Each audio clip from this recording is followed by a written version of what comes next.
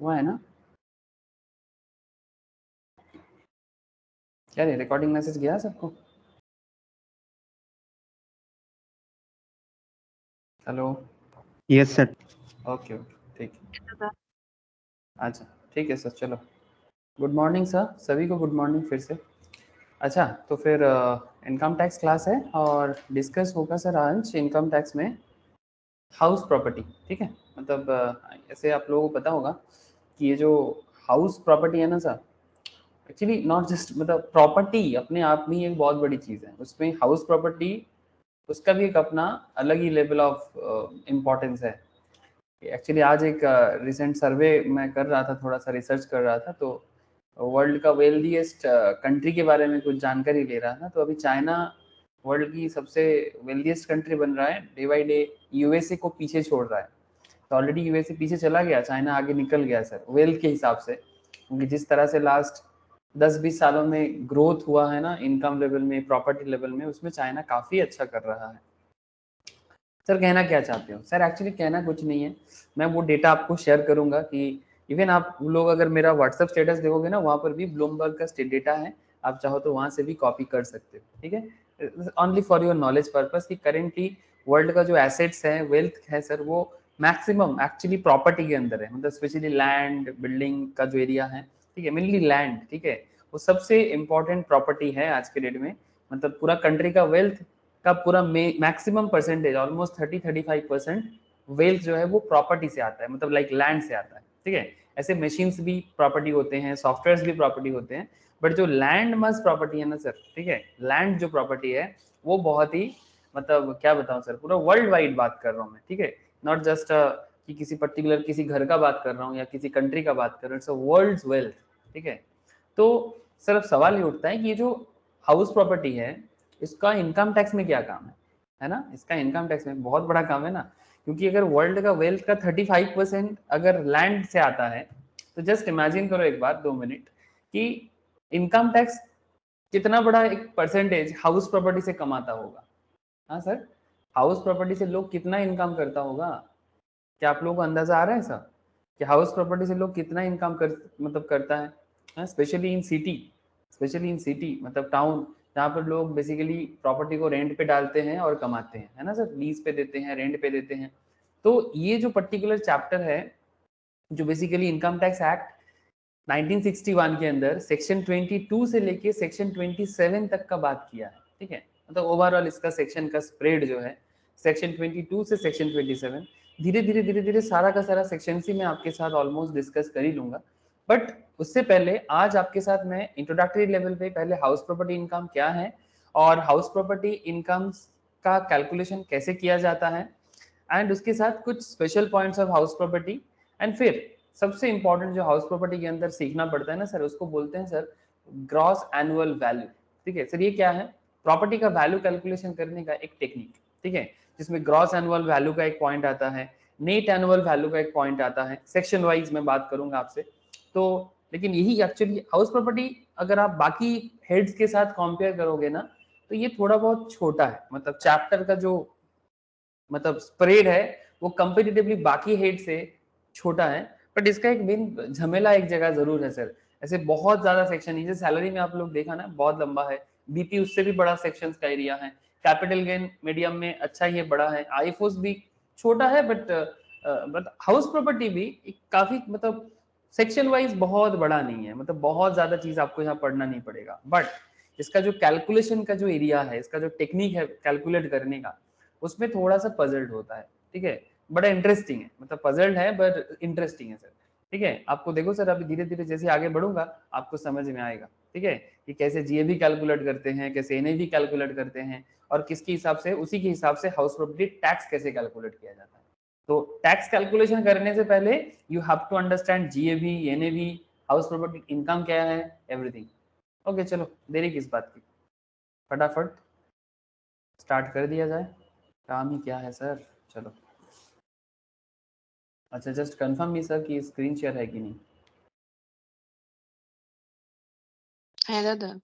Okay ठीक है, चलो फिर फट फट फट फट चल जाते हैं हम लोग कि क्या है ये हाउस प्रॉपर्टी। तो ये अनदर हेड, ठीक है, इनकम टैक्स अनदर हेड।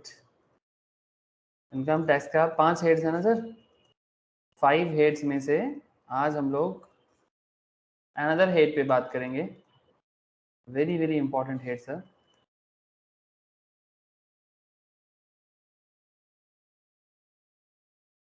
जिसको हम लोग क्या नाम से जानते हैं sir, income under the head, U/H कर दिया मैंने, आप पूरा लिख दो, ठीक है, income under the head house property, ठीक है, income under the head house property, ठीक है। तो इनकम टैक्स में जो 5 हेड्स है उसमें से अभी हम लोग बात करने जा रहे हैं sir income under the head house property. Full concept धीरे धीरे बात को चर्चा को आगे बढ़ाएंगे, ठीक है। तो इसका अगर मैं सेक्शन का एरिया बताऊं तो ये ऑलमोस्ट सेक्शन 22 से लेके 27 का एरिया कवर किया है, ठीक है। इसमें वेरियस काइंड्स ऑफ सेक्शंस हैं, जो सेक्शंस आपको हाउस प्रॉपर्टी में अलग अलग एडजस्टमेंट के बारे में बात करता है, ठीक है, अलग अलग एडजस्टमेंट के बारे में बात करता है। तो ये रहा समरी नोट्स जो आपको ऑलरेडी मैंने शेयर कर दिया, ठीक है। दिखाई दे रहा है क्या सर आप लोगों को, दिख रहा है ना नोट्स? अरे ओके सर, यस सर। तो इनकम फ्रॉम हाउस प्रॉपर्टी, इसमें आपको मैं आज क्या क्या बताऊंगा, ऐसे ऑलमोस्ट बहुत सारा चीज़ बताने के लिए है। तो पहले कुछ चीज़ें लिखाऊंगा, जैसे chargeable under the head income from house property, उसके बारे में बात करूंगा। Meaning of tax treatment and composite rent का कुछ एरिया है, उसमें चर्चा करना है। Annual value, different categories of house property, income from house property from different categories of house property, ठीक है, ये क्या है कैसे डिस्कस करेंगे, धीरे धीरे समझ में आ जाएगा। कंप्यूट इनकम फ्रॉम को ओन्ड प्रॉपर्टी, ठीक है, को ओन्ड प्रॉपर्टी को कैसे कैलकुलेट करें। Comprehend and apply the tax treatment, the most important part, and recovery of unrealised rent, अगर कुछ भाड़ा किसी का बाकी है, किसी का रेंट बाकी है तो क्या टैक्स ट्रीटमेंट होगा। तो ये सब चर्चा जो रियल लाइफ में बड़ा ही इंपॉर्टेंट एक एरिया है सर।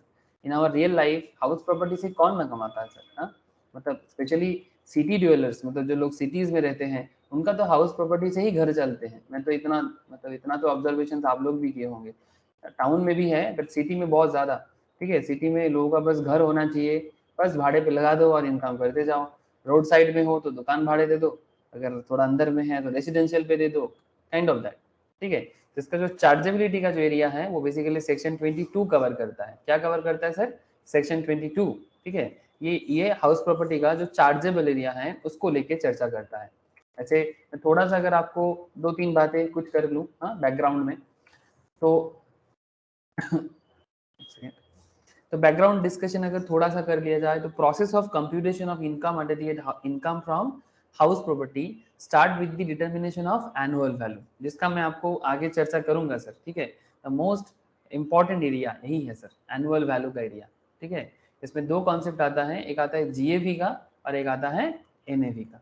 इसी में आपका दिमाग का मैक्सिमम भरता बनने वाला है, ठीक है। मतलब भरता क्यों बनेगा सर, हाँ, दिमाग को भरता बना देंगे तो फिर दिमाग तो पागल हो जाएगा। नहीं सर पागल नहीं करना है, बट ये हाउस प्रॉपर्टी थोड़ा बहुत तो आपका दिमाग चूसेगा ना, मतलब हर चैप्टर में कुछ ना कुछ तो दिमाग का यूज है। तो ये हाउस प्रॉपर्टी का अंदर जो है ना सर वो एक्चुअली जीएवी एनएवी का ही खेल है, मतलब ये खेल है, हाँ ये खेल है जीएवी एनएवी का, ठीक है। तो अगर आप ये एनुअल वैल्यू डिटर्मिनेशन करना सीख जाओ तो हाउस प्रॉपर्टी का 80% काम खत्म, बाकी चीज बस रूल्स रेगुलेशंस बस और कुछ नहीं, ठीक है। तो the concept of annual value and the method of determination is laid down in section 23 के अंदर उसको बोला गया है। आई विल डिस्कस सर, यही तो चर्चा है आगे का। अच्छा, अनदर पॉइंट जो है sir, the annual value of any property comprising of buildings और lands appurtenant thereto of which assessee is the owner of chargeable to tax under the head income from house property। मतलब ये जो property का जो value है, ठीक है, उसमें बिल्डिंग होता है, लैंड होते हैं, ठीक है, मतलब बिल्डिंग के साथ जुड़ा हुआ जो जमीन का बात कर रहे हैं, ठीक है, बिल्डिंग के साथ जुड़ा हुआ जो जमीन है, ठीक है, उस जमीन के बारे में बात कर रहे हैं। तो वहां से जो भी इनकम अराइज करता है वो नॉर्मली हाउस प्रॉपर्टी हेड में जाते हैं। कुछ एक्सेप्शंस भी है, like annual value of the following properties are chargeable under the head profits and gains of business and profession. जैसे कि कुछ ऐसे भी प्रॉपर्टीज हैं जैसे portions of property occupied by the assessee for the purpose of any business or professions carried on by him। Suppose आपका एक घर है, मैं अभी आपको दिखाऊंगा इसके बारे में, अभी मैं चर्चा करूंगा, ठीक है। आपका कोई घर है जिस घर में आपका ही प्रॉपर्टी है, आपका ही हाउस प्रॉपर्टी है, आपका ही बिल्डिंग है, बट उसका एक पार्ट में आप दुकान बना के बैठे हो, तो उस दुकान का पार्ट जो है ना वो हाउस प्रॉपर्टी हेड में ट्रीटमेंट नहीं किया जाता, उसको बिजनेस एंड प्रोफेशन हेड में ट्रीट किया जाता है। सर कैसे? वेट सर, समझाता हूँ। Sir properties of an SSC engage in the business of letting out of properties, ठीक है। Properties of an SSC engage in the business of letting out of properties, मतलब अगर आपका लेट आउट करने का ही business है, ठीक है, लेट आउट करने का बिजनेस करते हो, वो भी आपका बिजनेस, मतलब बिजनेस में चला जाएगा, ठीक है। मतलब आपका काम ही है, जैसे आप प्रॉपर्टी डीलर हो, ठीक है, बस आपका काम ही है कि आप बिजनेस करते हो और लेट आउट प्रॉपर्टी का बिजनेस करते हो, ठीक है। तो इस तरह के केस में आपका हाउस प्रॉपर्टी नहीं आएगा, ठीक है। आपका हाउस प्रॉपर्टी आएगा कि अगर आप नॉर्मल इंसान हो, आपका बिल्डिंग है जिसको आप भाड़े पे लगाते हो, बस, ठीक है, आम इंसान के लिए। बिजनेस करते हो तो बीपी में चला जाएगा, ठीक है, बिजनेस करोगे तो बीपी में चला जाएगा, ठीक है। बट अगर नॉर्मल हाउस प्रॉपर्टी है, भाड़े पे रखे हो, रेंट दे के रखे हो, ठीक है, वो जो इनकम है ना सर, वो हाउस प्रॉपर्टी के अंदर एक्चुअली कैलकुलेशन किया जाता है। इसका जो कंडीशंस कुछ है सर, मैं समझाता हूँ आपको। Property should consist of any building और land एपार्टेड देयरटू। Building include not only residential building but also factory buildings, office, shops, godowns, and other commercial premises. Land appertated means land connected with the building like garden, garage, etc.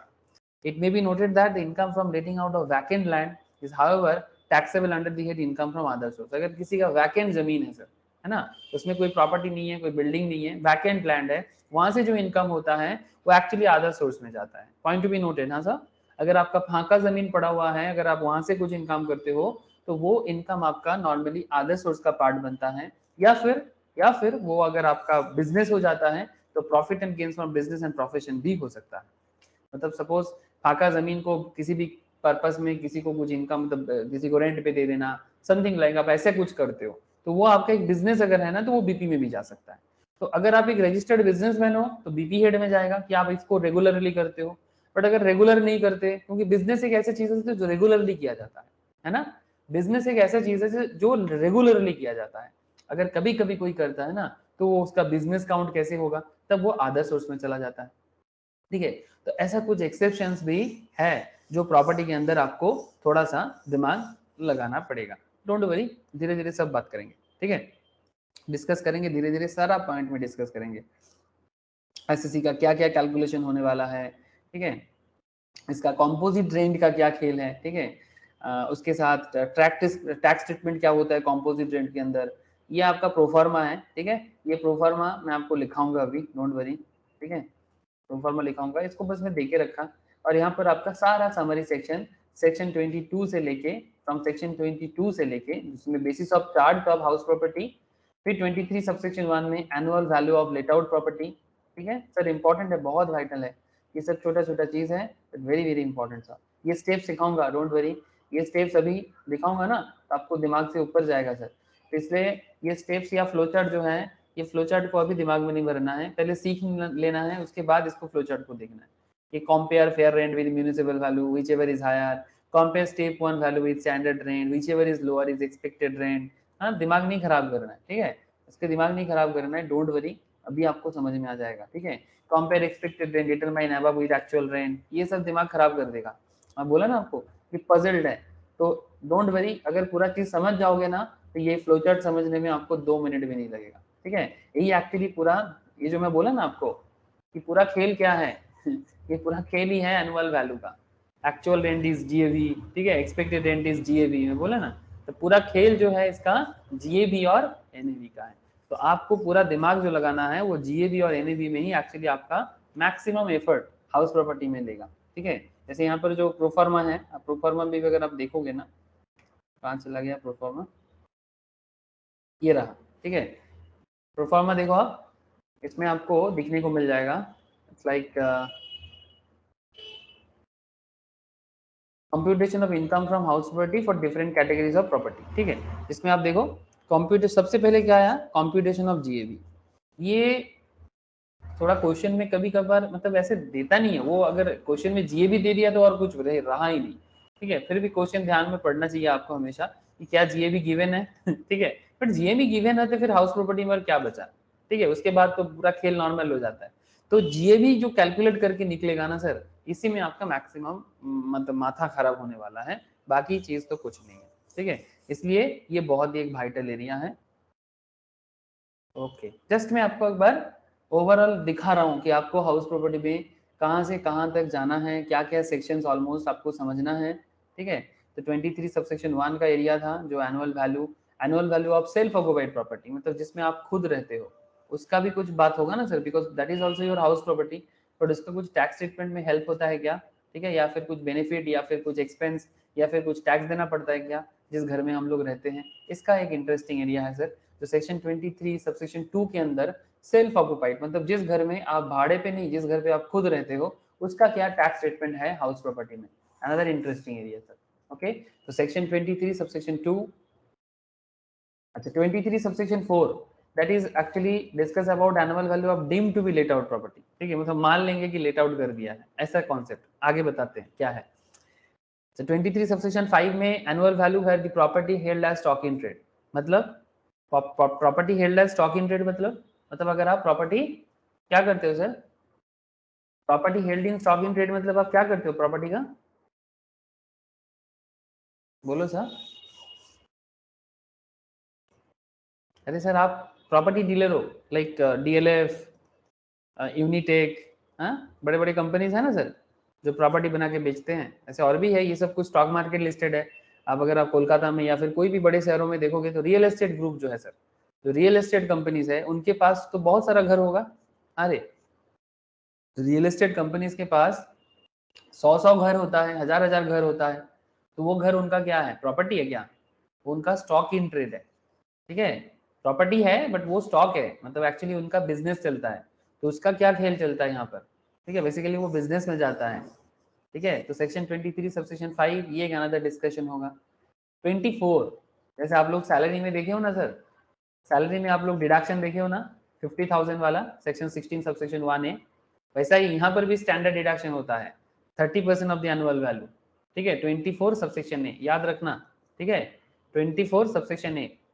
बाद में ना पूछना sir कि कौन सा important चीज section है बता दो, यही है, पढ़ाते पढ़ाते ही बता देता हूँ सर, ठीक है। अगर आप क्लास ठीक से फॉलो करोगे ना, आपके दिमाग में छप जाएगा कि सर कौन सा सेक्शंस के ऊपर मतलब बेसिकली फोकस किया था।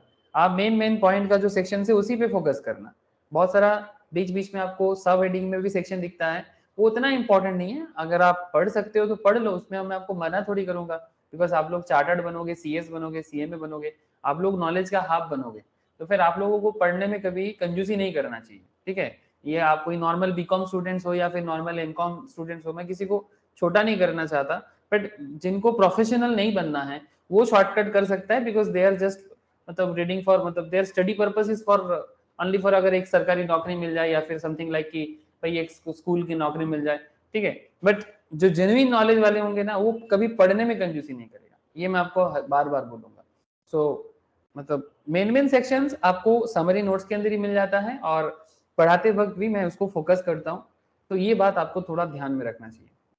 अच्छा, तो ये डिडक्शन का सेक्शन है, दैट इज 24 सबसेक्शन है, यहाँ पर भी स्टैंडर्ड डिडक्शन का कॉन्सेप्ट है, डोंट वरी आगे चर्चा होगा। अच्छा, बोरोड कैपिटल, अगर आप लोन लेके घर बनाते हो ना सर, अगर आप लोन लेके घर बनाते हो, बोरोड कैपिटल, बोरो करना मतलब क्या, लोन लेना, बोरो करना, तो बोरो करके अगर आप घर बनाते हो तो इंटरेस्ट पेमेंट करोगे ना, तो आपको बेनिफिट मिलता है, तो कैसे उसका कैलकुलेशन होगा वो आपको सेक्शन 24 सबसेक्शन बी में पता चलेगा, ठीक है। उसका कैलकुलेशन क्या, इंटरेस्ट कैलकुलेशन का नहीं, थोड़ा अलग ही एक चर्चा होगा, डोंट वरी, इंटरेस्टिंग है, रियली इंटरेस्टिंग, बस सही है। और ऐसा कुछ है नहीं, और कुछ सेक्शन 25 है जहाँ पर कुछ इनएडमिसिबल डिडक्शन, मतलब जो डिडक्शन आपको करने का मौका नहीं मिलेगा, कुछ ऐसे है सेक्शन 26 के अंदर।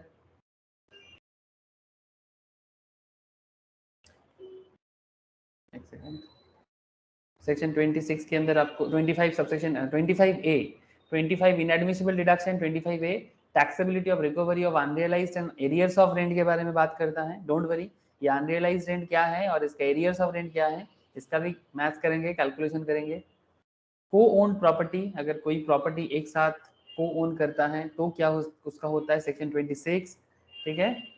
और क्या, और कुछ ऐसे डीम्ड ओनरशिप 27 एंड कुछ other points, other important points, ठीक है। बस ये सेक्शंस पढ़ लोगे तो फिर कौन रोके आपको हाउस प्रॉपर्टी समझने में? हाँ सर बोलो, समझ में आ रहा है सर? हेलो, जस्ट एक बार मैं आपको गो थ्रू कराया कि जो जो सेक्शंस के थ्रू से हम लोगों को गुजरना पड़ेगा। समझ में आ रहा है? बोलो ना सर। Yes sir. ओके, तो ये हम लोग का बेसिकली जर्नी का रास्ता है। ये जैसे हम लोग आजकल करते हैं ना, कहीं किसी जगह में जाने से पहले, चाहे ट्रेन में जाओ या बस में, गूगल मैप ओपन कर लेते हैं और फिर देख लेते हैं कि भाई ट्रेन कहाँ से निकलेगा, बस कहाँ से कौन सा मेन शहर आएगा। तो हम लोग भी कुछ ऐसा कर लिए कि हम लोग का जो ये हाउस प्रॉपर्टी का जर्नी है, ये क्या क्या सेक्शन होके गुजरेगा और वहाँ पर हमें क्या क्या करना पड़ेगा। लेकिन सर जब तक पहुँचते नहीं है ना, तब तक उस एरिया के बारे में क्लियर कट समझ में नहीं आता कि वो एरिया हिल स्टेशन है कि प्लेन लैंड है या फिर क्या है वहाँ पर। तो एग्जैक्टली हम लोगों को भी अभी पता नहीं है कि क्या है, बट धीरे धीरे पता चल जाएगा। जैसे जैसे ट्रेन आगे बढ़ेगा वैसे ऐसे पता चल जाएगा कि हर जगह कहाँ क्या है क्या नहीं है, कितना नदी गिरेगा, कितना समुंदर आएगा, whatever. I hope you understand sir. अच्छा, तो हेडिंग तो कर दिया आप लोग, कुछ पॉइंट लिख दो सर बेसिक लेवल पे, कुछ बेसिक बात कर लेते हैं। चलो, इफ हो सकता है किसी किसी का ये बेसिक बात लिखा हुआ है, फिर भी लिखो, डोंट वरी, लिखने से आपका याददाश्त बढ़ता है। जब भी पढ़ाई करो ना सर, लिख लिख के पढ़ाई करो। सीरियसली रिमेम्बरिंग जो कॉन्सेप्ट है ना, आपके मेमोरी में उसको रखने का बहुत ज़्यादा हेल्प होगा। ये सब बात अलग से बताते हैं लोग, बट मैं पढ़ाते पढ़ाते बोल देता हूँ आपको। इफ द रिलेशनशिप बिटवीन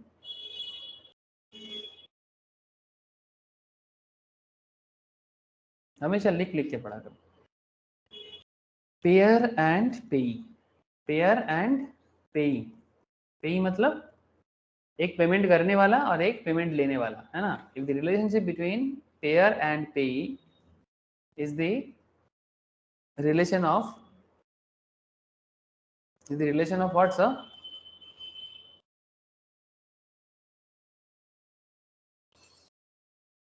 क्या लगता है रिलेशनशिप ऑफ क्या होना चाहिए? Owner and tenant. हाँ ऐसा बोलो, ओनर एंड टेनेंट। ऐसे बोलो सर, लैंडलॉर्ड एंड टेनेंट, है ना। प्रॉपर्टी का लॉर्ड है भूस्वामी। हाँ, हम लोग बंगाली में से पढ़ते बचपन में, भूस्वामी मतलब जिसका जमीन है, ठीक है, इस जमीन का मालिक, ठीक है। तो landlord and tenant. Tenant spelling क्या होगा? TENANT या TANENT? क्या है रे टेनेंट स्पेलिंग? सही लिखा क्या या गलत लिखा? TENANT। हाँ सर, TENANT, मुझे भी वही लग रहा था गलती से। कई बार नॉन स्पेलिंग भी ऐसे लगता है ना, जैसे ये क्या स्पेलिंग है इसका।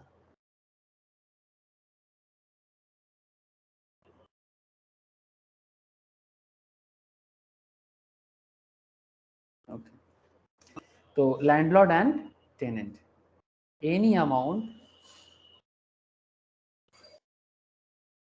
received is chargeable under the head house property, ठीक है। any amount, if the relationship between payer and payee is the relationship of landlord and tenant, point to be noted, any amount received is chargeable under the head house property, ठीक है। Okay, अब sir इसके लिए एक special बात आपसे करना चाहिए। स्पेशल मतलब सिंपल है, एक घर बनाते हैं, ठीक है। सर घर बनाओगे क्या? सर आप सिविल इंजीनियर हो क्या या आर्किटेक्ट? सर अभी आप 2 मिनट के लिए मेरे को आर्किटेक्ट ही समझ लो, ठीक है। जस्ट फील कर लो कि आर्किटेक्ट हो गया सर मैं, ठीक है। अरे वाह, अरे क्या डिज़ाइन है सर, पसंद कर रहे हो क्या आप लोग? डिज़ाइन का बहुत वैल्यूएशन है, करोड़ों का आर्किटेक्ट है सर। चलो बढ़िया है। और कुछ बनाएंगे इसके साथ? इसके साथ एक काम करते हैं, एक किस तरह का जोड़ देते हैं, ये बिल्डिंग के साथ जुड़ा हुआ एक पोर्शन है, ठीक है। और इधर भी एक बिल्डिंग के साथ जुड़ा हुआ एक पोर्शन, ये गोलाकार में है, वो ऐसे हैं, ओके व्हाटएवर, ठीक है।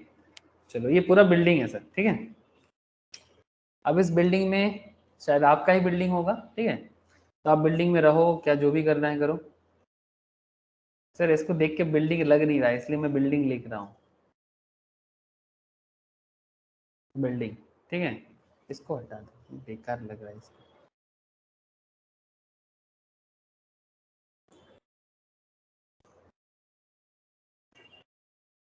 इसको भी हटा दो, बेकार लग रहा है, मैं सोचा बहुत अच्छा कुछ दिखेगा। तो ये रहा आपका बिल्डिंग, और इस बिल्डिंग का आप 3 पोर्शन बना लो सर। कितना पोर्शन बनाओगे? 3, ठीक है। एक पोर्शन इधर बना लो, एक पोर्शन इधर बना लो, और एक पोर्शन आप बीच में बना लो, ठीक है। अब ये जो 3 पोर्शंस आपने बिल्डिंग का बना दिया, एक्चुअली मैं सोच रहा था कि 3 पोर्शन बनाऊंगा, बट कैसे देखने में लग गया, इसलिए मैं इसको हटा दिया, ठीक है। तो अच्छा, इस ये घर है आपका, तो घर के ऊपर क्या होना चाहिए? एक एंटीना भी होना चाहिए, तो एंटीना भी बना लो, ठीक है।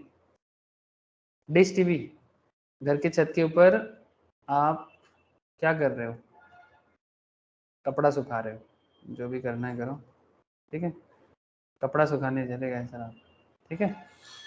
तो या आप हो आपके घर के ऊपर डिश टीवी को ठीक करने गए, जो भी करना है करो। तो क्या कर रहे हैं सर हम लोग यहाँ पर? घर बना के मस्ती कर रहे हैं क्या?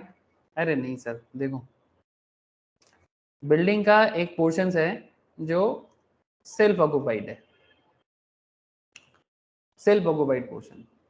बिल्डिंग का एक पोर्शन है जो लेट आउट पोर्शन है, मतलब एक में आप रहते हो, एक पोर्शन को आप लेट आउट कर देते हो। क्या कर देते हो? लेट आउट, मतलब भाड़े पे लगा देते हो। बिल्डिंग का और एक पोर्शन है, इस पे आप used for own business and profession, ठीक है। Use for own business and profession, या आप अपने बिल्डिंग पे क्या करते हो सर? बिजनेस एंड प्रोफेशन के लिए, या तो अपना फार्म है तो ऑफिस खोल के बैठ गए, अगर आप बिजनेस करते हो तो दुकान खोल के बैठ गए, वॉट एवर, है ना। फार्म मतलब अगर आप प्रैक्टिसिंग चार्टर्ड हो, सीए में हो, सीएस हो, ठीक है, या लॉयर हो, जीएसटी एक्सपर्ट्स हो, प्रैक्टिशनर्स हो, स्टॉक मार्केट एडवाइजर हो, फाइनेंशियल एडवाइजर हो, कितना काम है सर, अकाउंटेंट हो, कुछ भी कर सकते हो, आप लोगों के पास भरा भरा हुआ है ऑप्शंस का। तो used for own business and profession के लिए हैं, तो आप ये पोर्शन उसके लिए यूज करते हो। बट बाकी जो बिल्डिंग में एक में आप रहते हो और एक आप लेट आउट कर दिए, हाउस प्रॉपर्टी का दूसरा पार्ट। तो सर ये हाउस प्रॉपर्टी में क्या स्पेशल बात मैटर है कि जिस पोर्शंस को हम लोग सेल्फ ऑक्युपाइड और लेट आउट करते हैं, वो पोर्शन एक्चुअली मेरा हाउस प्रॉपर्टी, मतलब जो income under the head house property है ना, वो इसका पार्ट है। मतलब इनकम फ्रॉम हाउस प्रॉपर्टी का जो कैलकुलेशन हम लोग अभी सीखेंगे, उसमें ये दोनों पोर्शन इंपॉर्टेंट है।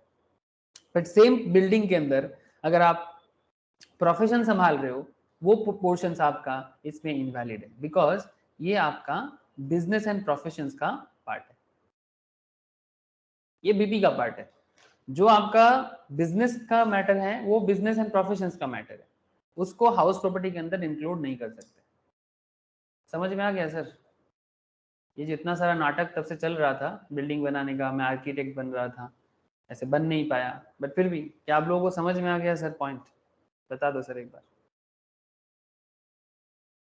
अरे समझ में आ गया कि नहीं आ गया? है दादा। है ना? ओके, बिल्डिंग बना लो सर, आपको बहुत काम आएगा बाद में, जब भी कॉपी ओपन करोगे आपको एकदम कि सर क्या कर रहा था आर्किटेक्ट बन के, याद आ जाएगा सब कुछ। अच्छा, तो फिर चलो नेक्स्ट बात बढ़ाते हैं आगे। अच्छा, अभी बात करते हैं sir statement of computation.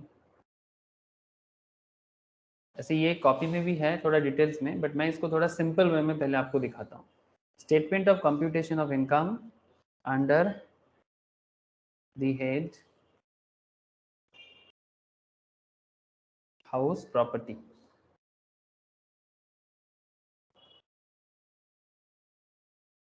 Previous year क्या चल रहा है अभी? प्रीवियस ईयर अगर आप 21-22 करते हो, सो इन दैट केस आपका असेसमेंट ईयर हो जाएगा 22-23, या फिर अगर आप प्रीवियस ईयर 2021 करते हो तो ये हो जाएगा 21-22। तो एज पर आपका एग्जाम सेटिंग के ऊपर बेस करके ये असेसमेंट ईयर प्रीवियस ईयर का खेल चलता है, ठीक है। क्वेश्चन में भी आपको उसी तरह का डेटा दिखेगा। अब जब एग्जाम में बैठोगे उसके ऊपर जो लोग 22 के मई जून के लिए प्रिपरेशन सोच रहा है उनके लिए 21, 22, 22, 23 दिखेगा। जो लोग नवंबर दिसंबर का सोच रहा है, दिसंबर का जिनका है उनका 21, 20, 21, 21, 22 एग्जाम क्वेश्चन करेगा। इस तरह का होता है नॉर्मली। ओके, एक पर्टिकुलर बना लेना सर, एक लेट आउट और एक सेल्फ ऑक्युपाइड।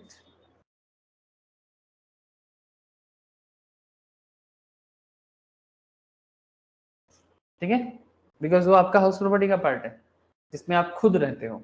इसका एक स्पेशल बेनिफिट मिलता है सर, सेल्फ ऑक्युपाइड प्रॉपर्टी का हाउस प्रॉपर्टी कैलकुलेशन में एक स्पेशल बेनिफिट मिलता है। वेट मैं बताता हूँ अभी। अच्छा, जैसे कि मैं आपको बोला, इस पर पूरा मतलब चैप्टर का सबसे मतलब हॉट डिस्कशन जिसको लेके होगा या सबसे दिमाग खाने वाला डिस्कशन जिसको लेके होगा, दैट इज जीएवी। ठीक है, प्यार से हम इसको क्या बोलते हैं? ग्रॉस एनुअल वैल्यू, प्यार से बोलते हैं जीएवी, ग्रॉस एनुअल वैल्यू। आपका लेट आउट प्रॉपर्टी का कुछ जीएवी होगा, सेल्फ ऑक्युपाइड का जीएवी नील होता है सर। सेल्फ ऑक्युपाइड का ग्रॉस एनुअल वैल्यू नील होता है, ठीक है। जिसमें आप खुद रहते हो उसका क्या वैल्यूएशन करना, थोड़ी ना कुछ मिलता है वहां से आपको। अरे, जिसपे हम रहते हैं क्या उससे आपको इनकम होता है?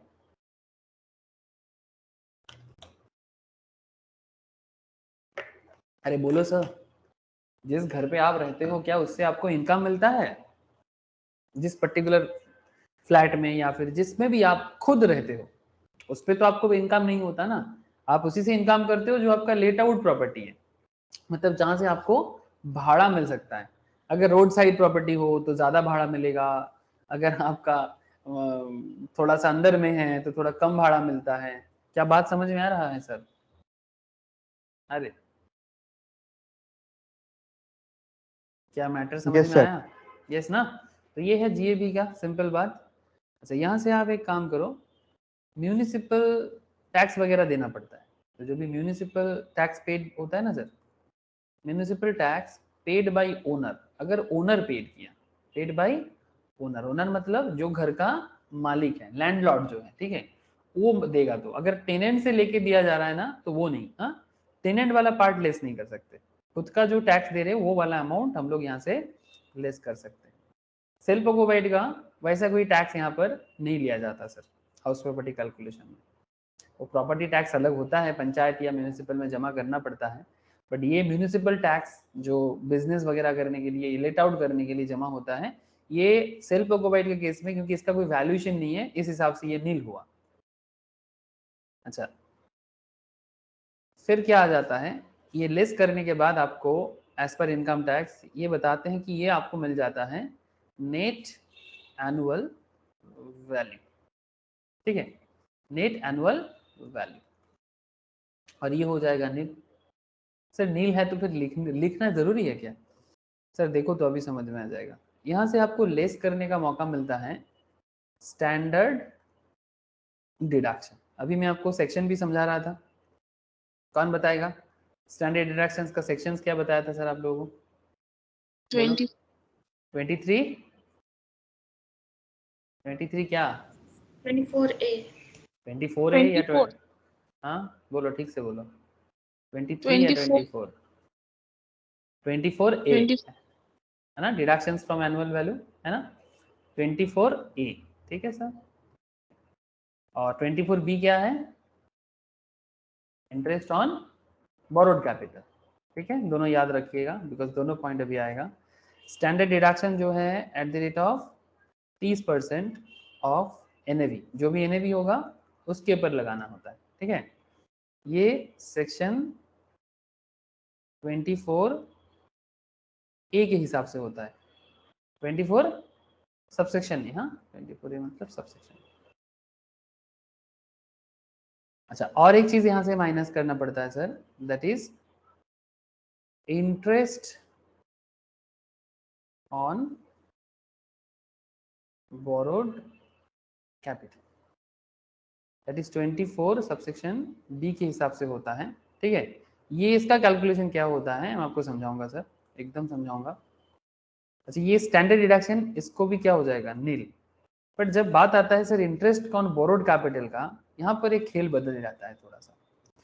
सर जो प्रॉपर्टी आप लेट आउट करते हो ना, जो प्रॉपर्टी आप लेट आउट करते हो उसका भी कुछ इंटरेस्ट होगा, है ना। जिस प्रॉपर्टी को मैं लेट आउट कर रहा हूँ उसको अगर मैं बनाने के लिए, कंस्ट्रक्शन करने के लिए लोन लिया तो उसका भी इंटरेस्ट होगा। क्या सेल्फ ऑक्युपाइड प्रॉपर्टी बनाने के लिए हम लोग लोन लेते हैं या नहीं लेते? अरे सेल्फ ऑक्युपाइड, हाँ लेते हैं ना, तो उसका भी तो इंटरेस्ट होगा, उसका भी तो कुछ ना कुछ इंटरेस्ट पे करते हैं। तो ये इनकम टैक्स वाले आपको यहाँ पर सेल्फ ऑक्युपाइड प्रॉपर्टी का मतलब जो प्रॉपर्टी का पार्ट आप अपने रहने के लिए यूज करते हो उसके लिए भी अगर कुछ आप इंटरेस्ट भरते हो सेल्फ ऑक्युपाइड के लिए, तो ये इंटरेस्ट पे आपको छूट मिलता है। ये एक बेनिफिट है टैक्स पेयर्स के लिए, it's a benefit for the tax payers. ठीक है, कि अगर आप लेट आउट के लिए लोन लेते हो और उस पर इंटरेस्ट भर रहे हो तो ऑब्वियसली आपको उसको माइनस करने का मौका मिलेगा, because that is your expense. Tax जो होता है ना सर इनकम पे लिया जाता है, टैक्स चार्ज होता है इनकम पे, एक्सपेंस पे नहीं। तो अगर आप इनकम करने के लिए एक्सपेंस करते हो तो वो आपको माइनस करना चाहिए, ये सर नो। अरे अगर आप इनकम करने के लिए कुछ एक्सपेंस कर रहे हो तो वो आपको माइनस कर देना चाहिए। जैसे बिजनेस में प्रॉफिट कैलकुलेशन करने के टाइम पे आप क्या करते हो, जैसे बीपी में हम लोग सीखेंगे फिर से, ठीक है, जो लोग बीपी का कर चुके एक बार उनको भी पता है, और जिनका नहीं हुआ वो सीखेंगे। ऐसे हम लोग अकाउंट्स में करते कि नहीं करते? अकाउंट्स में जब पीएल बनाते हो, पीएल में क्या करते हो, इधर आप सारा का सारा एक्सपेंस वगैरह को भरते हो और इधर आप सारा का सारा इनकम को भरते हो, बाय इनकम, और इधर टू एक्सपेंसेस। क्या करते हो फिर, इनकम से एक्सपेंस को हटाते हो तो जाके आपको प्रॉफिट मिलता है, और इसी प्रॉफिट पे एक्चुअली टैक्स लगाया जाता है। ये बिजनेस का बात है, ठीक है, ये बिजनेस की बात है। सिमिलरली जो हाउस प्रॉपर्टी बिजनेस कर रहा है, मतलब एक्चुअली हाउस प्रॉपर्टी तो कोई बिजनेस नहीं है, जो हाउस प्रॉपर्टी है इसमें भी अगर आपको कुछ इनकम तो होता होगा, भाड़ा वगैरह देते हो, है ना, वो तो आप करते ही हो। बट जो आपका एक्सपेंस है, जैसे कि अगर आप लोन लिए हो तो लोन का जो एक्सपेंसेस है ना, इंटरेस्ट एक्सपेंसेस, उसको माइनस करने का मौका आपको मिलेगा। Even not just for house property for let out, also for this self occupied part. ठीक है, लेकिन सर अनलिमिटेड नहीं, लिमिटेशन है। सेल्फ ऑक्युपाइड के केस में कुछ लिमिटेशन आपको जरूर है सर। लिमिटेशन मतलब ऐसा नहीं कि जितना इंटरेस्ट भरेंगे सारा का सारा माइनस करने का मौका मिलेगा, थोड़ा सा लिमिटेशन के साथ। लेकिन लेट आउट के केस में, लेट आउट प्रॉपर्टी के केस में जितना इंटरेस्ट भरोगे पूरा का पूरा इंटरेस्ट आप क्या कर सकते हो, माइनस कर सकते हो। ठीक है, लेकिन for self occupied part, for self occupied part इसका कुछ लिमिटेशन है। ठीक है, इसका कुछ लिमिटेशन है। इसका मैक्सिमम का 2 पॉइंट है सर। एक है सर 30,000, ब्रैकेट में लिख लो सर, बिफोर 1/4/1999। मतलब अगर आपका लोन 1/4/1999 से पहले का है तो इन दैट केस आपको 30,000 तक का छूट मिलता है। और अगर आपका लोन 2 लाख का भी जा सकता है, ये मेनली आफ्टर 1/4/1999 का होना चाहिए। बात समझा सर, 1/4/1999 मतलब 1 अप्रैल 1999। ठीक है, 1999। तो बात क्या है कि सर क्या सिर्फ 99 के बाद लेने से ही होगा? नहीं, point to be noted sir, इसके साथ और भी कुछ कंडीशंस है, मैं यहाँ पर ब्रैकेट करके लिख दे रहा हूँ, विथ अदर कंडीशन। सो ऐसा नहीं सोचना है कि सिर्फ 99 होने से ही होता है, with other condition to be fulfilled. ठीक है, तो आप ब्रैकेट करके लिख सकते हो इसको। मैं बोला आपको कि हाउस प्रॉपर्टी में ना छोटा छोटा छोटा छोटा ऐसा ऐसा पॉइंट है ना जो मतलब एक अलग ही लेवल बना देते हैं, तो आपको उसको याद रखना चाहिए। मतलब बहुत ही छोटा छोटा मैटर है, माइन्यूट पॉइंट है, ठीक है, मिनी पॉइंट है, बट आपका दिमाग में इधर उधर हो सकता है। इसलिए मैं बोल रहा हूँ कि सिर्फ 1/4/99 फुलफिल होने से नहीं होगा। ठीक है, बट बेसिक जो रूल्स हैं वो एक 1/4/99 का रूल्स है और एक 1/4/99 के बाद का रूल्स है। एक बिफोर 1/4/1999 और एक है after 1/4/1999 with other condition to be fulfilled. मैं अभी बाद में आपको नोट्स बताता हूँ, ठीक है। लेकिन यहाँ पर रूल्स है 30,000 से लेके, मतलब या तो 30,000 मैक्सिमम या तो 2 लाख मैक्सिमम। अब 2 लाख कब होता है मैं आपको बताता हूँ, 30,000 कब होता है वो भी मैं आपको बताता हूँ। ठीक है। लेकिन सर इससे क्या फायदा हुआ, आपका टैक्स लायबिलिटी क्या हो जाएगा, घट जाएगा, आपका टैक्स लायबिलिटी घट जाएगा, मतलब डिक्रीज हो जाएगा, your tax liability will be decreases. Okay, क्या रे बोलो बोलो सर, समझ में आ रहा है कि नहीं? Neel, Jyoti, Roshni, yes sir. Yes sir, okay. So net annual value, वहां से स्टैंडर्ड डिडक्शंस को हटाओ, इंटरेस्ट ऑन बोरोड कैपिटल को हटाओ, then you will get, actually you will get income from house property. ठीक है, ये आपको तब जाके मिलेगा। ठीक है, अब यहाँ पर नॉर्मली ये जो होता है ना सर, ये जो सेल्फ ऑक्युपाइड का जो इनकम होगा ना, वो एक्चुअली क्या है, नेगेटिव है। क्यों? बिकॉज ये तो आपका एक्सपेंस है, ये आपका इनकम कहाँ है। ठीक है, ये जब आप इंटरेस्ट ऑन बोरोड कैपिटल दोगे तो वाट एवर वैल्यू, चाहे 30,000 का वैल्यू हो या 2 लाख का हो, या फिर मैक्सिमम है, मतलब उसके अंदर 30 के जगह 15 भी हो सकता है, 2 लाख की जगह 1.5 लाख भी हो सकता है। Don't worry, I will discuss in details about this interest on borrowed capital. So ये नेगेटिव में होता है, because this is not your income, this is your fully expenses. ठीक है, so this is a negative income, and ये आपका positive होने का चांसेस होता है depending on the income from house property, that is GAV, tax paid, सब कुछ करके देखना पड़ता है। तो इसके साथ इसका एडजस्टमेंट बनता है सर, मतलब लेट आउट प्रॉपर्टी का इनकम के साथ सेल्फ ऑक्युपाइड प्रॉपर्टी का जो इंटरेस्ट ऑन बोरोड कैपिटल है उसको एडजस्ट करके ही आप हाउस प्रॉपर्टी इनकम कैलकुलेट कर सकते हो। ये तो बस मैं आपको प्रो फॉर्मा के अंदर समझा रहा हूँ, लेकिन जब धीरे धीरे हम लोग क्वेश्चंस में जाएंगे ना, ठीक है, क्वेश्चंस में जाने के लिए कुछ चीज़ें थोड़ा सा करना पड़ेगा, जैसे कि जीएबी वगैरह सीखना पड़ेगा, तभी जाके मैं आपको क्वेश्चंस करा सकता हूँ। ठीक है, जब तक हम लोग जीएबी एनएबी कैलकुलेशन नहीं सीख जाते तब तक क्वेश्चन करने का कोई मतलब नहीं है। ठीक है, तो इसलिए अभी आगे आगे हम लोग का फोकस एरिया यही रहेगा। ठीक है, जैसे आप यहाँ पर देख सकते हो, किताब के अंदर भी मैंने देखे रखा, बट ये जीएबी कैलकुलेशन में आप देखो यहाँ पर 4 स्टेप दिया है। जरूरी नहीं कि आपको ऐसे ही 4 स्टेप करना पड़े, मैं आपको सिखाऊंगा, थोड़ा इजी लगेगा आपको, वो स्टेप्स और इजी लगेगा। सो मैं आपको बताता हूँ। उसके बाद फिर आपको जीएबी मिलता है, फिर वहाँ से म्यूनिसिपल टैक्सेस पेड करना पड़ता है, फिर डिडक्शंस दे दिया। ठीक है, फिर जाके आपको इनकम फ्रॉम हाउस प्रॉपर्टी मिल गया। ठीक है, ओके, डोंट वरी, अभी ये सब चीजें डिटेल्स में बात करेंगे।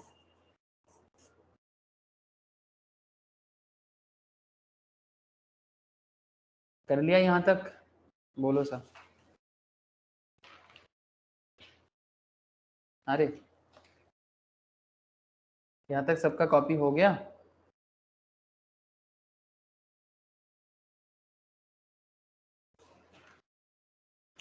सर हाँ ना, कुछ तो बोलो, आवाज आ रही है?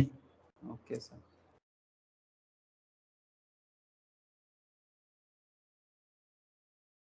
इंटरेस्ट ऑन, अब हेडिंग कर लो थोड़ा sir, interest on borrowed capital.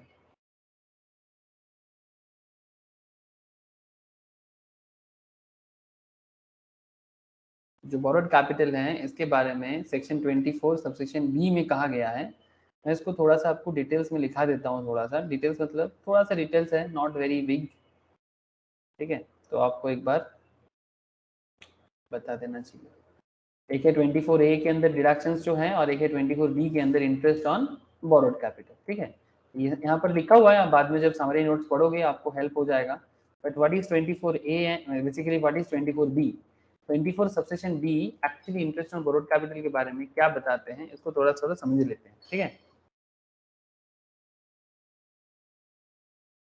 इसको थोड़ा समझ लेते हैं। पॉइंट ए, पहला बात करेंगे सर लेट आउट के बारे में। लेट आउट मतलब जो पार्ट आप भाड़े पे देते हो। ठीक है, आपका बिल्डिंग है, बिल्डिंग में एक में आप रहते हो, एक में आप लेट आउट करते हो, तो जिस पार्ट में आप लेट आउट कर रहे हो, जिस पार्ट को, उसके बारे में पहले बात करेंगे, उसके बाद एसओ में आएंगे। ठीक है, आना तो पड़ेगा। तो एलो एंड एसओ, यही पूरा खेल खेलेगा। तो लिखना sir, in case of let out property, in case of a let out property, interest on borrowed capital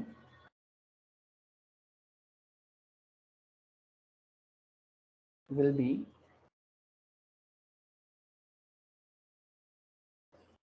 be allowed as deduction, will be allowed as deduction without any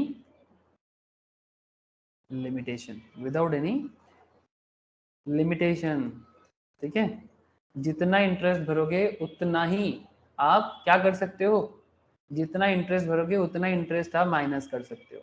this is a let out का case है। ठीक है, construction करना है आपको या flat खरीदना है, व्हाटएवर है ना, आप दोनों कर सकते हो। आप जमीन लेके उसमें घर बना सकते हो या फिर आप फ्लैट एक्वायर कर सकते हो, किसी और ने बना के रखा, आपको जाके क्या करना है। हाँ सर, किसी और ने बना के रखा, आपको जाके बस एक्विजिशन करना है। ऐसे देखो ना, ये जस्ट आपको मैं जस्ट एक बार दिखा रहा हूँ, 99 एकड़, वन ऑफ दी बड़ा फेमस साइट है सर रियल एस्टेट प्रॉपर्टी वगैरह का।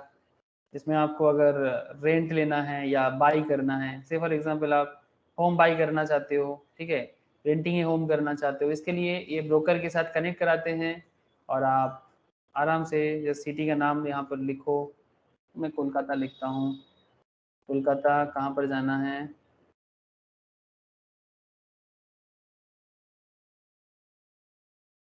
कोलकाता, और चलो सर्च करते हैं, देखते हैं क्या मिलता है।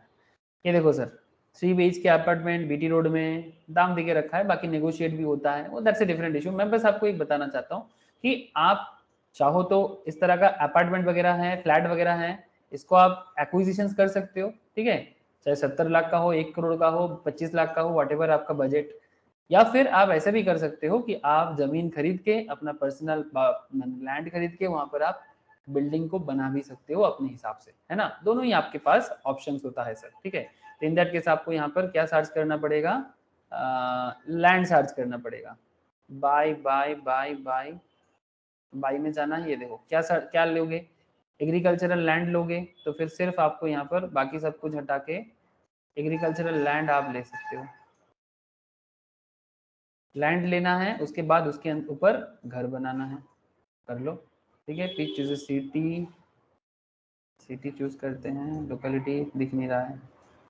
ठीक है, I hope you understand sir कि क्या क्या चीज होता रहता है प्रॉपर्टी को लेके, मार्केट में एक बहुत बड़ा खेल चलता है। ठीक है, तो सवाल ये उठता है अभी कि सर हम लोन दोनों हिसाब से ले सकते हैं, है ना, दोनों पर्पज में ले सकते हैं।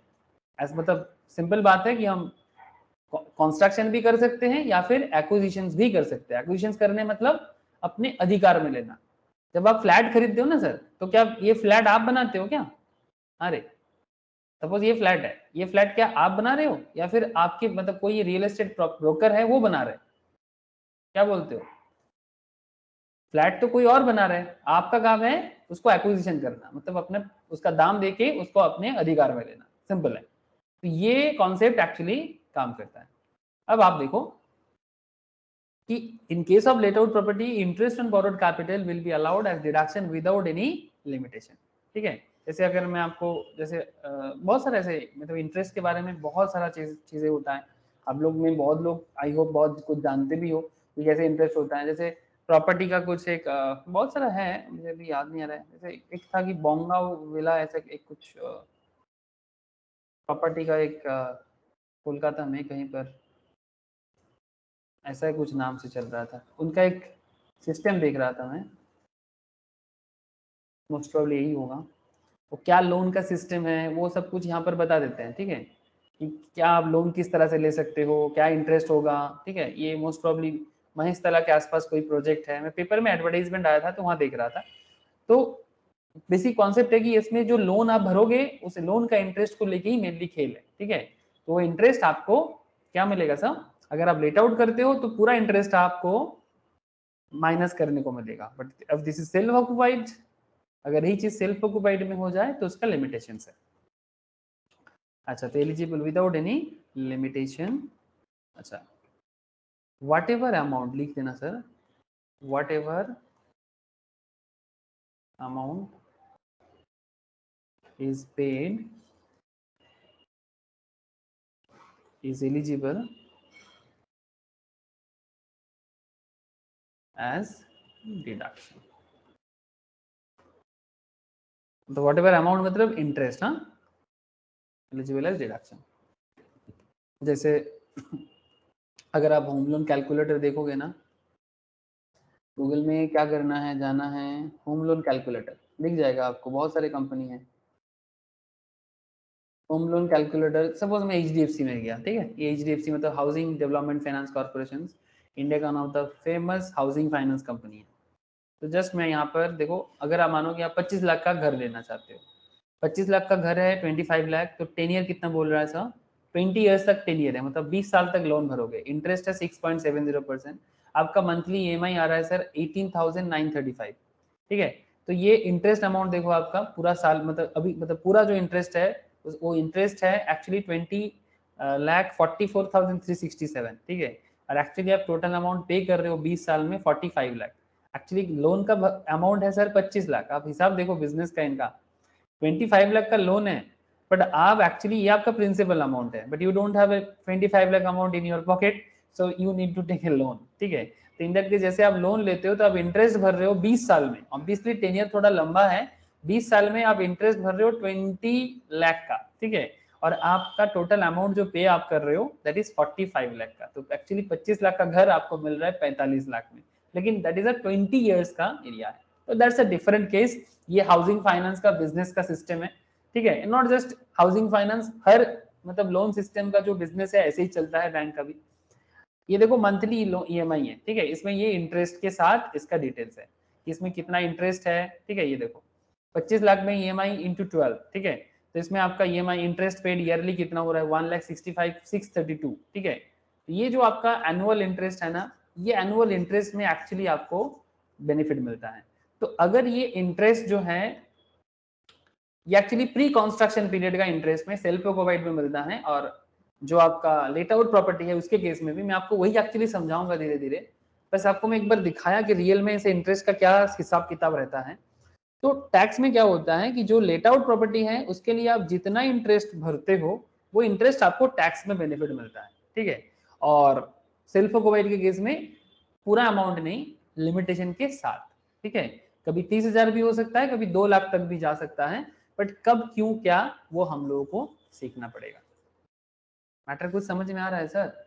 हेलो, इंटरेस्ट पे बात कर रहे हैं सर, और आपको थोड़ा सा मैं हाउस प्रॉपर्टी इंटरेस्ट का कुछ कैलकुलेशन भी दिखाया, जब आपका 25 लाख का लोन हो तो कैसे क्या होता है रियल में, बहुत सारा मिल जाएगा आपको गूगल करने से ही। समझ आ रहा है कि नहीं?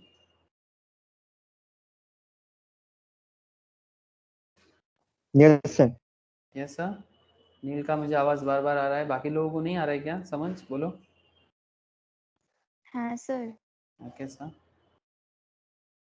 ओके, ठीक है, तो ये रहा interest on borrowed capital and is paid is eligible as deduction, ठीक है। अच्छा, दूसरा पॉइंट लिखो सर बी, तो एक्चुअली ये बी पॉइंट मतलब 20 इसी चीज का दूसरा, that is in case of self occupied.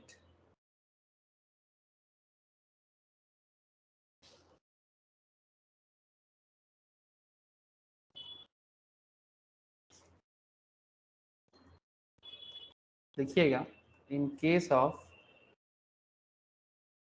Self occupied property,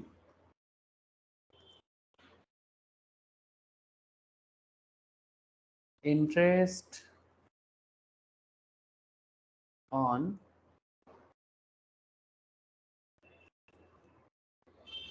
borrowed capital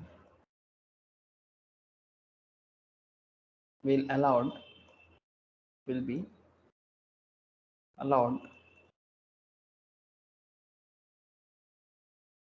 up to 30,000 during the previous year, and लिखना sir rupees 30,000 can be extended, 30,000 can be extended up to 2 lakh, 30,000 can be extended up to 2 lakh if the following condition satisfied, the following condition satisfied, ठीक है, अब सवाल ये उठते हैं, sir condition क्या वो तो बताओ। ओके चलो, condition 1, loan must be borrowed on or after, मतलब ये जो लोन है अगर 30,000 को 2 लाख पे एक्सटेंड करना है तो loan must be borrowed on और आफ्टर 1 अप्रैल 1999 इज द पहला कंडीशन, पहला शर्त यही है। कंडीशन 2, लोन जो है sir, loan must be borrowed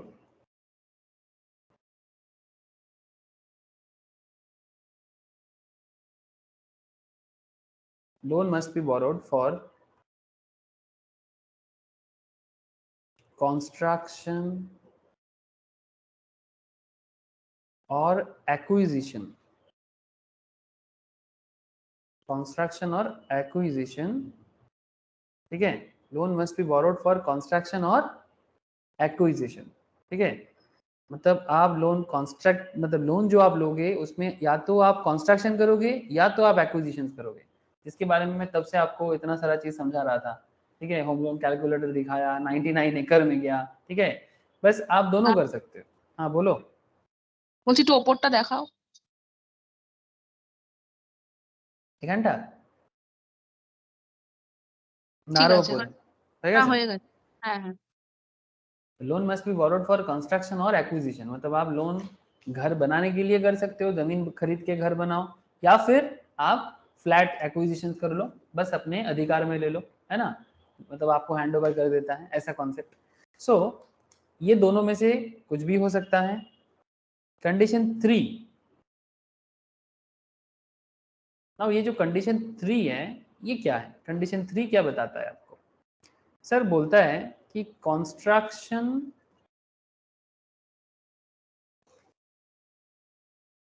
and acquisition must be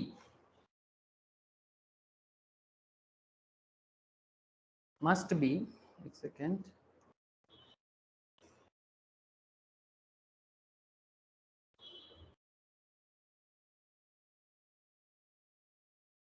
completed, must be completed within 5 years, within 5 years from the end of the previous year,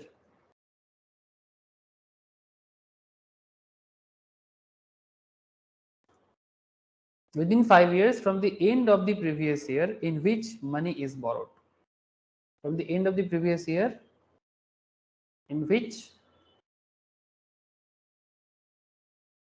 money is borrowed,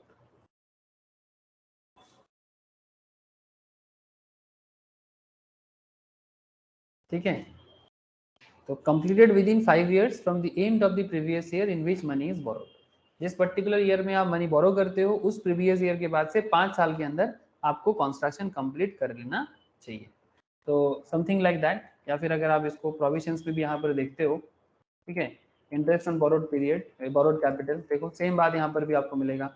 interest on borrowed capital section 24 में interest payable on loans borrowed for the purpose of acquisitions, construction, repairs, renewal or reconstructions can be claimed as deductions, ठीक है। Pre-construction interest, interest for the period prior to the previous year in which property is acquired or construction is completed. Pre-construction interest is allowable as deduction in 5 equal installment, इसका मैं आपको बाद में बताऊंगा, ठीक है। इंटरेस्ट कैलकुलेशन कैसे होता है, ये जो 5 इक्वल इंस्टॉलमेंट बता रहे हैं ना, इसका एक अलग हिसाब होगा, ठीक है। तो डोंट वरी, ये सब आपको करना पड़ेगा। एंड लेट आउट के केस में क्या बोला, whole amount of the interest on borrowed capital payable during the previous year and apportion pre-construction interest without any ceiling limit would be allowed, मतलब कोई लिमिट नहीं है, आप जितना भरोगे उतना ले सकते हो। पर जब बात सेल्फ ऑक्युपाइड की आ जाता है तब बात यहाँ पर देख लो आप, सेम बात, लोन टेकन ऑन और after 1499, interest on loan taken for acquisition और कंस्ट्रक्शन ऑफ हाउस ऑन और आफ्टर 141999, पर such construction is completed within 5 years from the end of the financial year in which capital was borrowed aggregate interest paid or payable for one or two self-occupied properties subject to a maximum of 2 lakh. One or two self-occupied properties subject to maximum of 2 lakh, including apportion pre-construction interest. ये जो pre construction post construction का क्या खेल है, ये आपको मैं जब इंटरेस्ट का कैलकुलेशन सिखाऊंगा तभी सिखा पाऊंगा, ठीक है। तो फिलहाल आपको मैं कैलकुलेशन सिखा नहीं पा रहा हूँ, अभी आपको मैं प्रोविजंस बता रहा हूँ, ठीक है। तो पहले प्रोविजंस को क्लियर कट समझ ले, उसके बाद ही आपको सम समझ में आएगा, बिकॉज इनकम टैक्स जो है ना सर, वो तो आप लोगों को पता ही है, it's a provision based paper. अच्छा, ये जो आपने यहाँ पर लिखा, इसको अगर मैं फॉर एग्जाम्पल करके एक एग्जाम्पल क्रिएट करूँ, जैसे मानो कि डेट ऑफ बोरोइंग, ठीक है, डेट ऑफ बोरोइंग मान के चलते हैं, आज क्या डेट है सर, आज तो 2021 है, 2021 17th ऑफ नवंबर 2021। अगर डेट ऑफ बोरोइंग आज है, ठीक है, इफ डीओबी इज टुडे, ये कौन सा प्रीवियस ईयर का पार्ट है बताओ sir. 17 November 2021 is the part of which previous year? 21 22 21 22, ठीक है। इसके बाद टोटल 5 साल के अंदर इसको कंप्लीट करना पड़ेगा, ठीक है। रूल्स क्या है, आपको रूल्स क्या लिखाया गया सर, ये देखो, which such construction is completed within 5 years from the end of the financial year in which capital was borrowed, ठीक है, within 5 years। तो within 5 years क्या क्या आ जाएगा, जस्ट इससे इसके बाद जो 5 साल आपको है वो देखना पड़ेगा। तो 21 22 22 23 23 24 24 25 25 26 1 2 3 4 4 एंड 26 27, मतलब आपको 31 मार्च 2027 के अंदर कंस्ट्रक्शन कंप्लीट कर लेना चाहिए। 31 मार्च 2027, तभी जाके आप ये 2 लाख तक इसको क्लेम कर सकते हो। समझ आ रहा है ना सर? हेलो,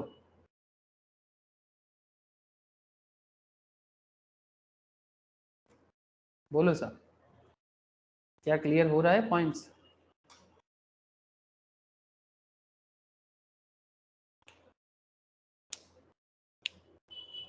हाँ सर। ओके सर, ठीक है। ये था सेल्फ ऑक्युपाइड प्रॉपर्टी का केस और पहले था लेट आउट का केस। ये समझ में आपको आ गया, बहुत ज़रूरी है ये सब समझ लेना, लेकिन आगे और चर्चा को बढ़ाना है, to discuss more. Sir discussion कब खत्म होता है, चलता ही रहता है। ओके, एक स्पेशल नोट्स लिखो तो, स्पेशल नोट्स, इसमें एक मज़ेदार एक पॉइंट में डिस्कस करेंगे। द एसएससी, लिखना sir, the assessee must be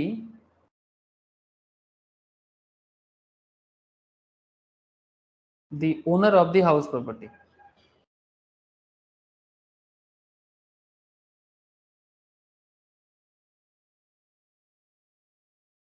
इसका एक सेक्शन है, मैं आपको बाद में फिर से इसके बारे में बात करूंगा। The assessee must be the owner of the house property. Sir obviously SSC को तो ओनर होना ही पड़ेगा, बट ये ओनर सर 2 तरह का हो सकता है, एक जो रजिस्टर्ड है, या फिर डीम्ड ओनर भी हो सकता है। डीम्ड मतलब बहुत केस में ऐसा होता है ना सर कि जो रजिस्टर्ड है ओनर है वो इंडिया में नहीं रहता, वो इंडिया में उसका काफी सारा घर है, वो उसको भाड़े पे लगा के कहीं फॉरेन चला गया, तो फिर गवर्नमेंट क्या रजिस्टर्ड ओनर को तो पकड़ने फॉरेन नहीं जा सकता, तो उसका कोई केयर टेकर तो होगा, कोई लीगल रिप्रेजेंटेटिव तो होगा जो घर को संभालते हैं, उसका भाड़ा को लेते हैं या फिर जो भी हो, है ना। तो in that case deemed owner का पिक्चर सामने आ जाता है कि भाई कौन है टैक्स पेयर्स, ठीक है। तो इस तरह का कॉन्सेप्ट यहाँ पर लगाया जाता है। या फिर किसी का पहले कोई था, अभी उसका कोई किसी का डेथ हो गया, तो उनके बिहाफ में कोई तो होगा जो प्रॉपर्टी का देखभाल करेगा, तो उनको डीम्ड ओनर मान सकते हैं। तो डीम्ड ओनर का बहुत सारा कॉन्सेप्ट है, मैं आपको धीरे धीरे डीम्ड ओनर के बारे में और डिटेल्स बताऊंगा। ऐसे यहाँ पर थोड़ा सा एक बार देख लेते हैं। इनएडमिसिबल्स, कौन property, self occupied, deemed owner, deemed ownership. ये देखो, following persons who are not legal owners of a property are deemed to be the owners.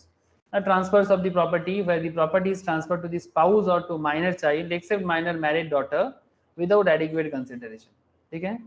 Holder of an impertible estate, member of cooperative society, persons in possession of a property, persons having right in a property for a period not less than 12 years.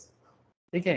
मतलब कई बार ऐसे होते हैं कि deemed ownership आ जाता है। ठीक है, डीम्ड ओनरशिप आने का काफी सारा सिनेरियो क्रिएट होता है। इसमें देखो यहाँ पर बोला कि transfer of the property, the property is transfer to the spouse, मतलब हस्बैंड अपने वाइफ को या फिर वाइफ अपने हस्बैंड को, स्पाउस या फिर किस कोई अपने माँ बाप अपने बच्चे पे प्रॉपर्टी ट्रांसफर कर रहे हैं, माइनर चाइल्ड। ठीक है, एक्सेप्ट माइनर मैरिड डॉटर। ठीक है, मतलब माइनर अगर डॉटर मैरिड कर रहे हैं उस पर ट्रांसफर करने से नहीं होगा। ठीक है, मतलब बिलो 18, सॉरी हाँ बिलो 18 ऑब्वियसली तभी माइनर है। ऐसे लड़कियों का एज तो 18 ही माना जाता है शादी के लिए।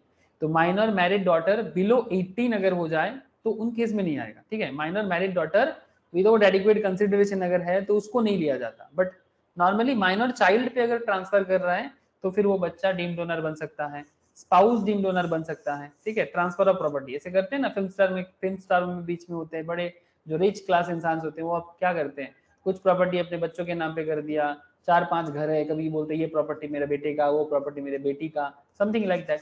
तो इन दैट केस जो मेन ओनर है उनसे हटके जो बाकी लोग हैं जिनको ट्रांसफर किया गया उनके नाम पे वो डीम्ड ओनरशिप आ जाता है। ठीक है, holder of impartible estate, I will discuss this point later. ठीक है, कोऑपरेटिव सोसाइटी का concept is very simple sir. Cooperative society मतलब कोऑपरेटिव सोसाइटी का ना पूरा एक्चुअली ओनरशिप में रहता है, बट जो लोग उस कोऑपरेटिव सोसाइटी में घर खरीदते हैं ना तो उनका भी एक डीम्ड ओनरशिप आ जाता है। इसके बारे में मैं डिटेल्स में बाद में चर्चा करूंगा आप लोगों से।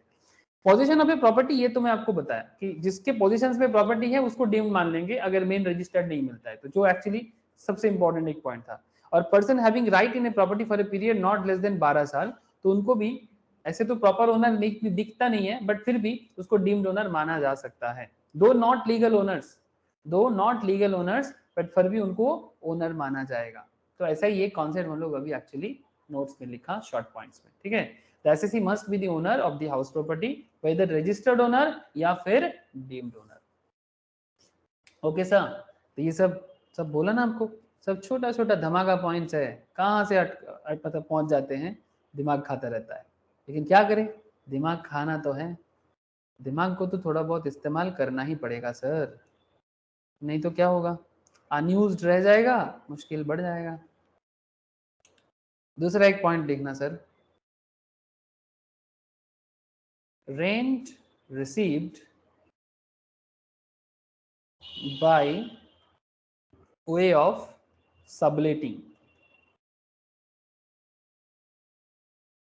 सर सबलेटिंग समझते हो, सबलेटिंग समझते हो सर, बताओ ना क्या होता है सबलेटिंग। আমি তোমাকে ভাড়া দিলাম, তুমি আবার অন্য কাউকে ভাড়া দিয়ে দিলে। वेरी गुड सर रोशनी। मानो कि रोशनी का एक प्रॉपर्टी है, रोशनी अपने प्रॉपर्टी मेरे को भाड़े पे दे दिया, ठीक है, और मैं क्या कर लिया, उसी प्रॉपर्टी में किसी और को भाड़ा दे दिया। ठीक है, ऐसा मैंने एक्सपीरियंस किया था अपने कोलकाता में ना, जब मैं एक्चुअली प्रैक्टिस करता था फार्म में, उस टाइम पे जॉब करता था तो मैं बहुत सारा फार्म में, थोड़ा कम टाइम था मेरा, मतलब वर्किंग मतलब जो लाइफ है ऑफिस लाइफ बड़ा कम था मेरा, बट जितना किया उस टाइम पे जहाँ जाता था प्रॉपर्टी का ओनर हमेशा मैं सोचता था कि यही ओनर है, फिर बाद में पता चलता था कि वो कम से कम 3-4 जन के बाद उसका भाड़ा पे रखा है, फिर खुद भाड़ा लेके दूसरे को भाड़े पे रख दिया। ठीक है, ये बड़ा बाजार एरिया जो है ना कोलकाता में, इसमें आपको ऐसा बहुत देखने को मिलेगा। ठीक है, I am not joking sir, seriously बड़ा बाजार में प्रॉपर्टी का एक्चुअल ओनर कौन है किसी को नहीं पता, मतलब पता है पेपर्स में कहीं तो होंगे, ठीक है, पेपर्स में कहीं तो होंगे, बट इतना सारा बिल्डिंग इधर इधर उधर बहुत सारा बिल्डिंग है, ये तो कुछ भी नहीं है। मैं मेन भीड़ आपको नहीं दिखा पा रहा हूँ अभी, क्या भीड़ है, जो लोग बड़ा बाजार गए हैं उनको पता है सर, मतलब रियली बहुत ही कंजेस्टेड एरिया है, और अंदर में ये कुछ ऐसा दिखने में है, इमेज देखने से थोड़ा पता चलेगा। ठीक है, just look here sir, it's a very old, Asia का बहुत फेमस एक पाइकरी होलसेल मार्केट है, और इतना भीड़ है। इस प्रॉपर्टी का ओनर भी 300-400 साल से, कौन इसका ओनर था, किसको बाद में प्रॉपर्टी मिला। फिर मैंने देखा, मेरा कोई एक ऑफिस था, ठीक है, बड़ा बाजार में ही, हावड़ा ब्रिज के आसपास में ही उसका वो स्टैंड रोड के पास।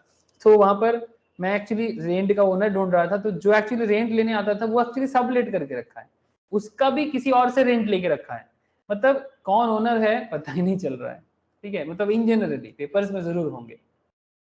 तो point is kind of that sir, subletting. अब सवाल ये उठता है कि सर ये सबलेट में जो इनकम करते हैं ये क्या करेंगे, इसको हाउस प्रॉपर्टी इनकम मानेंगे क्या?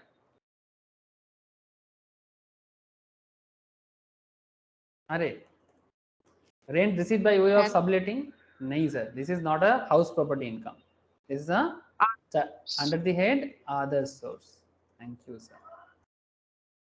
सबलेटिंग इनकम कभी भी हाउस प्रॉपर्टी इनकम नहीं हो सकता, बिकॉज जिन्होंने सबलेट किया प्रॉपर्टी तो उसका है ही नहीं, तो फिर प्रॉपर्टी अगर उसका है नहीं तो फिर उसका उसका हाउस प्रॉपर्टी इनकम कैसे होगा? वो उसके लिए आदर्श सोर्स हो जाएगा, वो उसके लिए आदर्श सोर्स हो जाएगा, ठीक है। एक एग्जांपल लिखते हैं।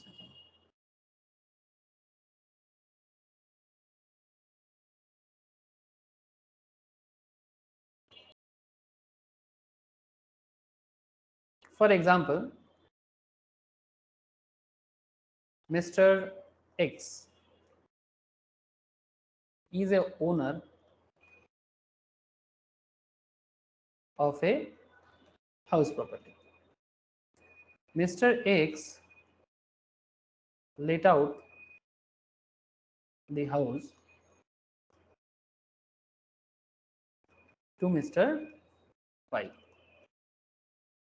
for the rent of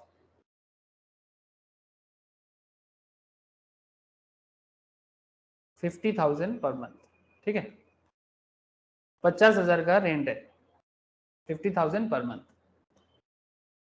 Mr. Y let out the house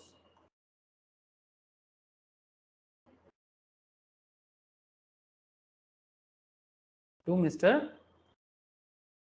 Z for rupees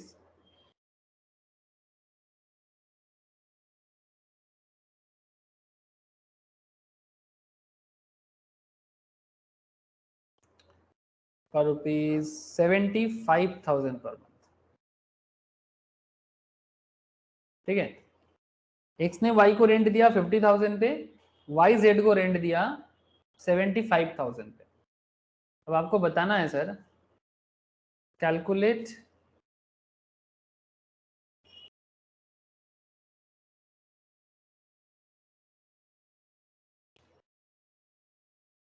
income from house property and income from other source. बोलो सर क्या होगा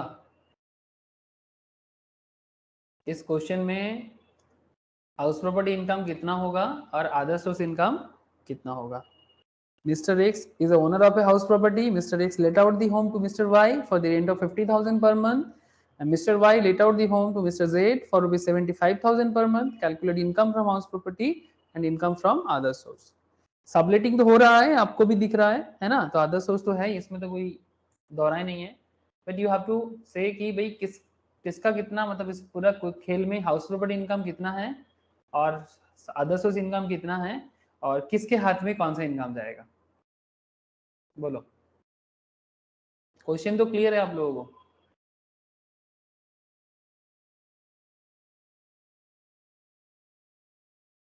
क्या बोलते हो sir? In this case rent received, पहला रेंट किसको रिसीव हो रहा है? Rent receive bye mister x. कितना रिसीव कर रहा है रेंट मिस्टर एक्स? 50,000 करके 12 मंथ का। कितना रेंट मिला उसको? बोलो ना सर। 6 लाख। अरे কত রেন্ট পাচ্ছে মিস্টার এক্স? 50,000 করে 12 মাসের 6 लाख ना। अरे आप लोग कनेक्टेड हो कि नहीं? किसी का आवाज मुझे मिल नहीं रहा है।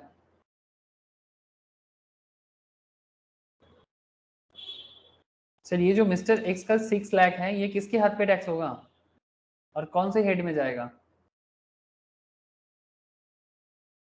Is chargeable under which head?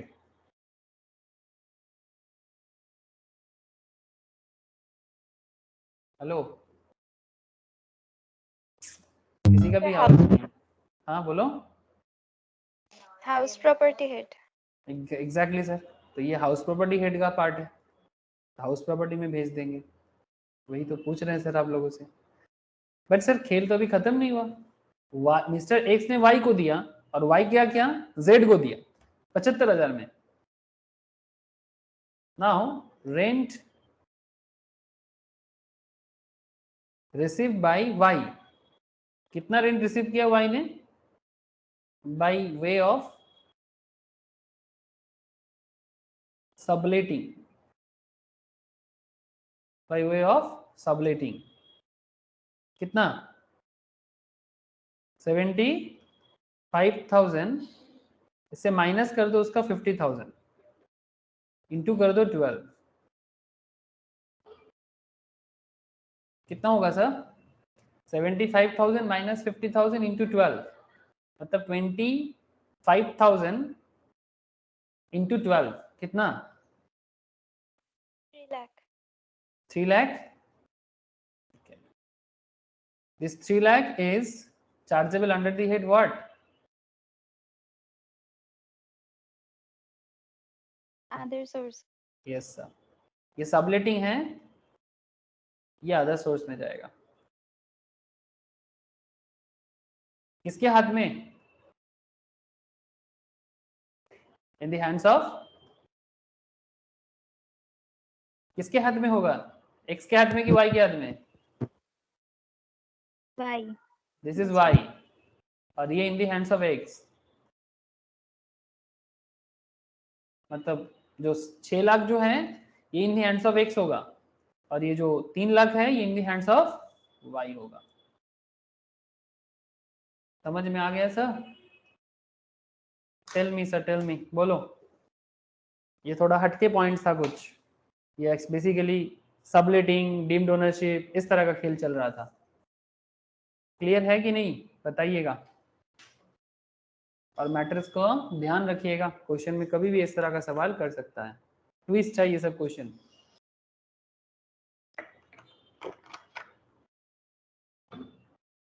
बोलो सर, बोलो बोलो।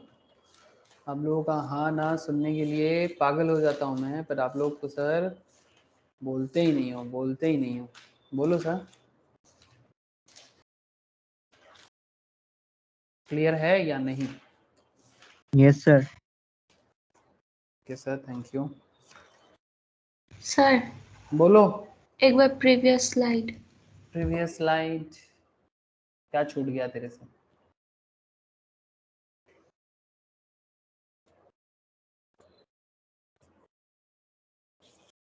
हो गया। हो गया? ओके।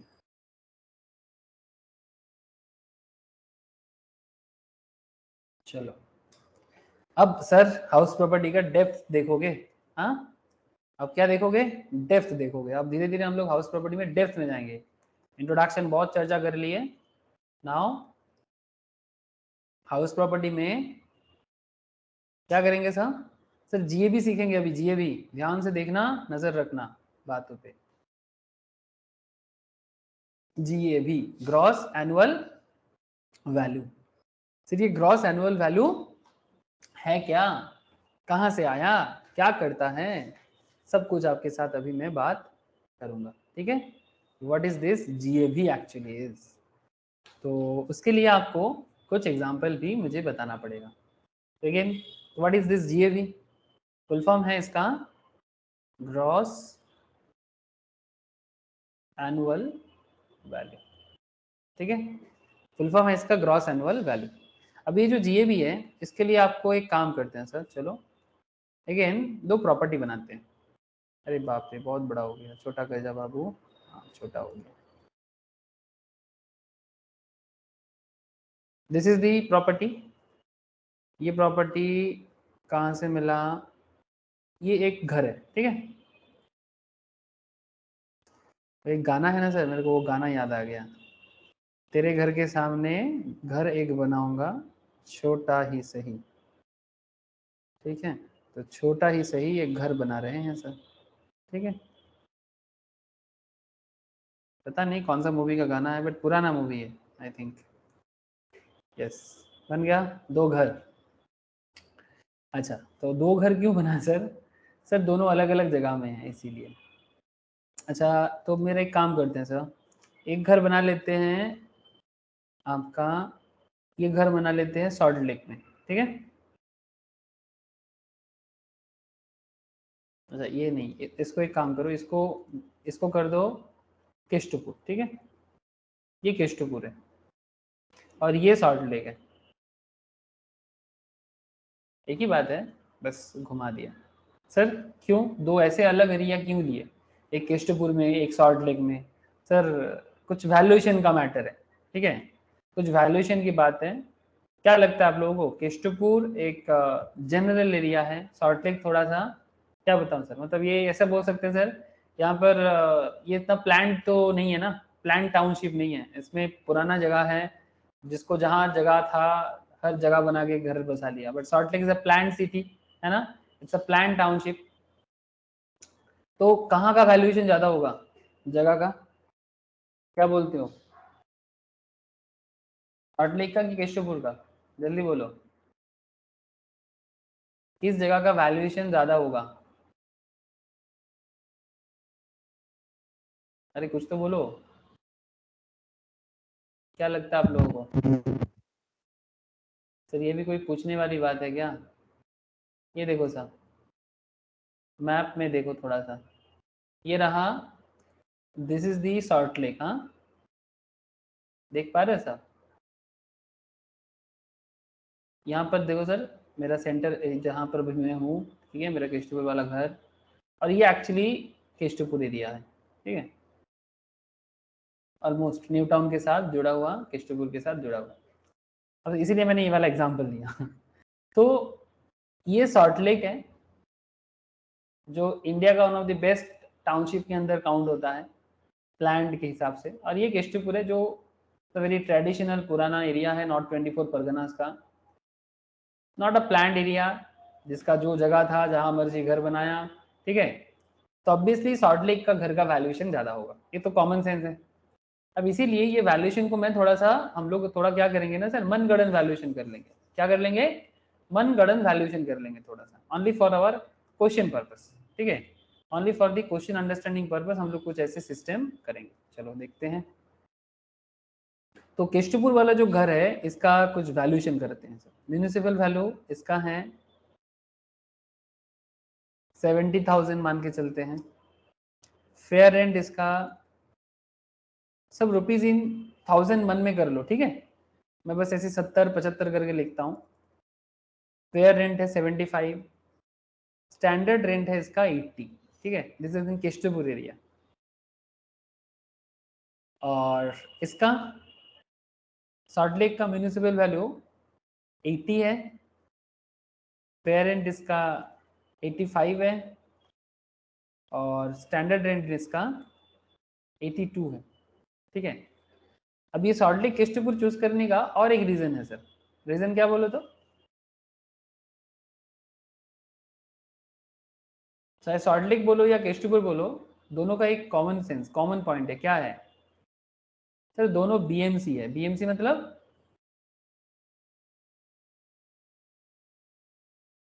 विधान नगर म्यूनिसिपैलिटी, मतलब म्यूनिसिपल कॉर्पोरेशन।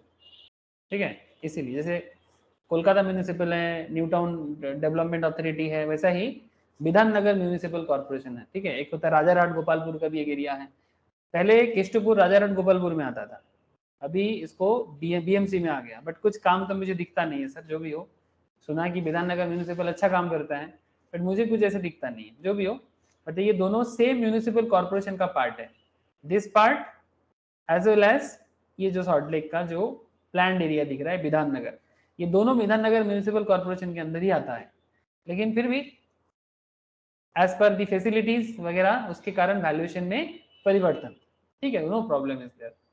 बट ये जो वैल्यूएशन है हम लोग यहाँ पर माने, बाकी सरकारी रूल्स तो ऑब्वियसली होता है कुछ ना कुछ, मुझे एग्जैक्टली नहीं पता कि कहाँ का क्या वैल्यूएशन है घर भाड़ा वगैरह का। तो केष्टपुर वाला घर का म्यूनिसिपल वैल्यू बता रहे हैं 70,000, फेयर रेंट बचा रहे 75,000, स्टैंडर्ड रेंट है 80,000। सॉल्ट लेक वाला municipal value 80, fair rent 85, standard rent 82। अब सर सवाल उठता है कि हम लोग को करना क्या है। सर हमें करना है जीएबी कैलकुलेशन, ठीक है। तो जीएबी कैलकुलेशन करने का कुछ स्टेप्स होता है, ठीक है। कहीं पर आपको किताब में स्टेप 4 स्टेप दिखेगा, कहीं पर 3 स्टेप दिखेगा, कहीं पर 5 स्टेप दिखेगा। सर बात 5 स्टेप, 3 स्टेप, 4 स्टेप का नहीं है।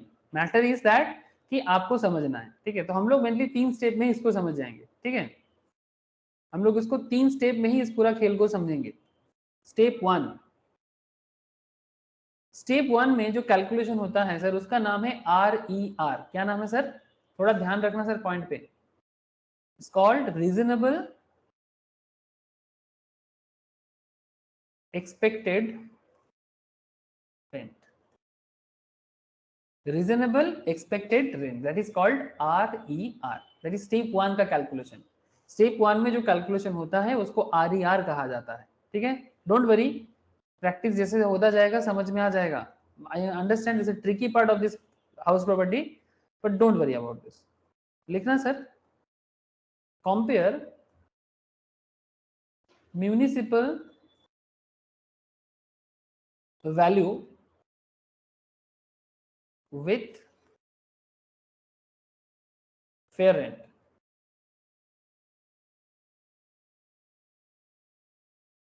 ठीक है, compare municipal value with fair rent, ठीक है। म्यूनिसिपल 70 रखा और इसको स्टैंडर्ड को कितना रखा सर हम लोगों ने, स्टैंडर्ड रखा 80,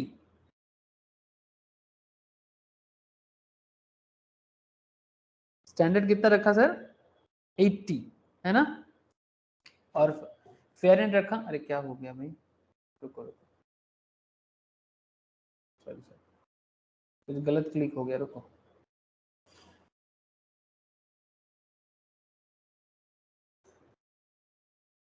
यस, तो compare municipal value with fair rent, take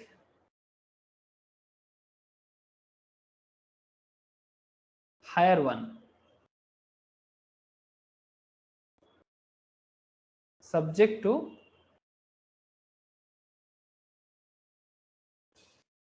standard rent,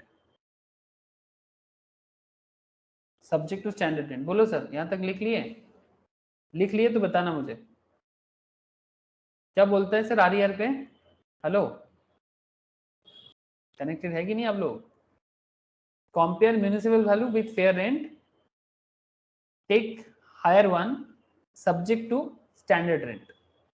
अगर आपको समझ में आया होगा तो आपको अभी बताना है कि ये जो केष्टपुर वाला घर है इसका RER क्या होगा।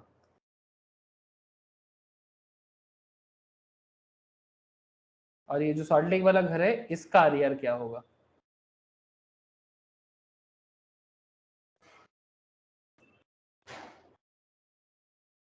आप लोगों को बात समझ में आया सर। Compare municipal value with fair rent, take higher one subject to standard rent. Just calculate RER of Keshtopur and RER of Salt Lake. बताओ कोई कर रहा है कि नहीं कर रहा है। हाँ सर, क्या कोई ट्राई कर रहे हो आप लोग, बताओ सर। तथा नंदिनी, ज्योति, नील, कैलकुलेट करके बताओ सर।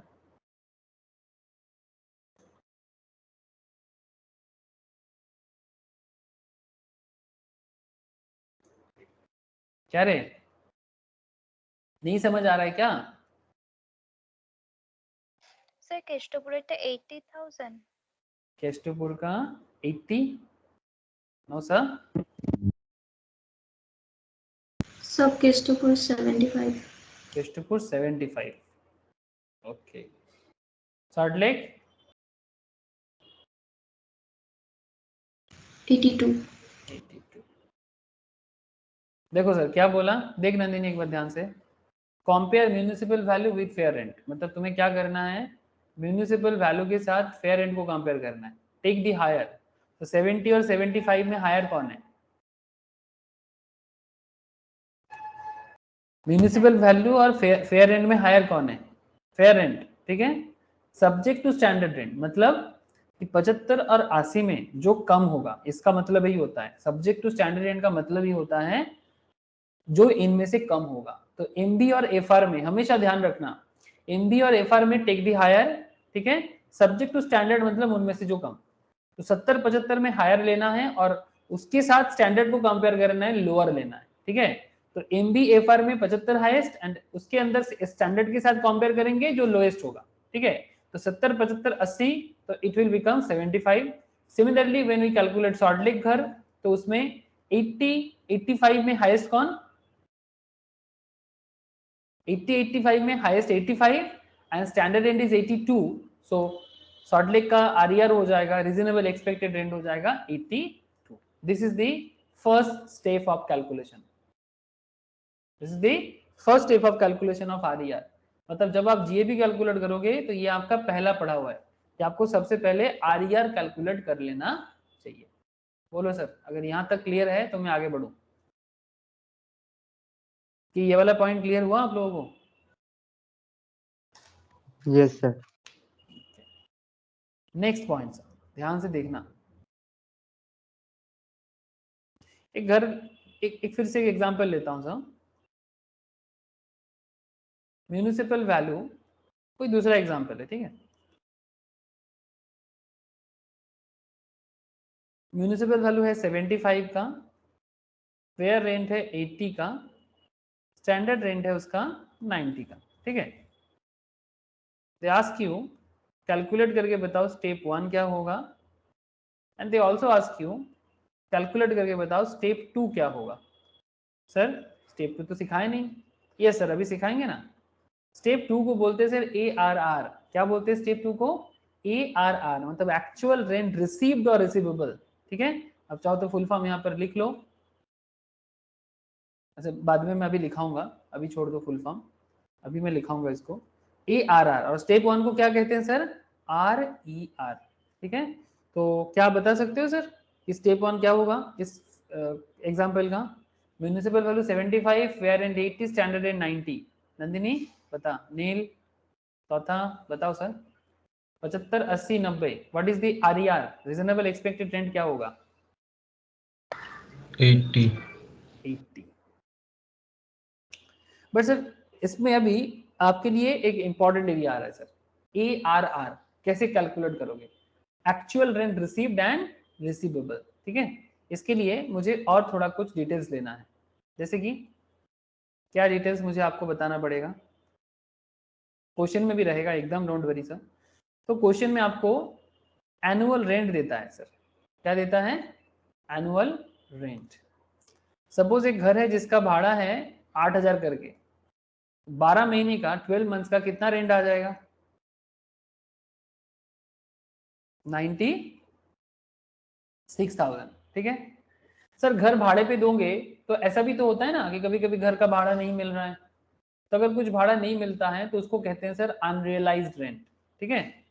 अगर कुछ भाड़ा कभी अनरियलाइज हो जाता है तो उसको बोलेंगे अनरियलाइज्ड रेंट, तो उसको यूआर पे डिनोट कर दो। पर सर इसमें कुछ अनरियलाइज के बारे में इंफॉर्मेशन करेंटली है नहीं, बट आगे कुछ क्वेश्चन ऐसे भी होंगे जहां पर आपको अनरियलाइज दिखेगा। कभी कभी ऐसा भी होता है कि घर वैकेंट है। जरूरी है सर कि घर है तो हमेशा भाड़ा मिलेगा? अरे प्रॉपर्टी है तो हमेशा भाड़ा मिलेगा जरूरी है, या फिर कभी कभी वैकेंट भी रहते हैं? अरे कभी 1 महीना, कभी 2 महीना, कभी 3 महीना, कभी 5 महीना वैकेंट हो सकता है।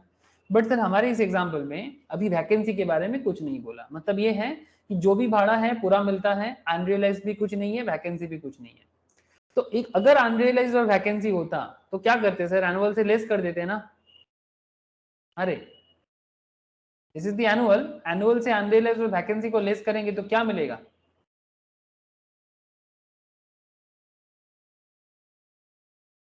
एनुअल रेंट से अगर आप अनरियलाइज और वैकेंसी को लेस करोगे तो क्या मिलेगा?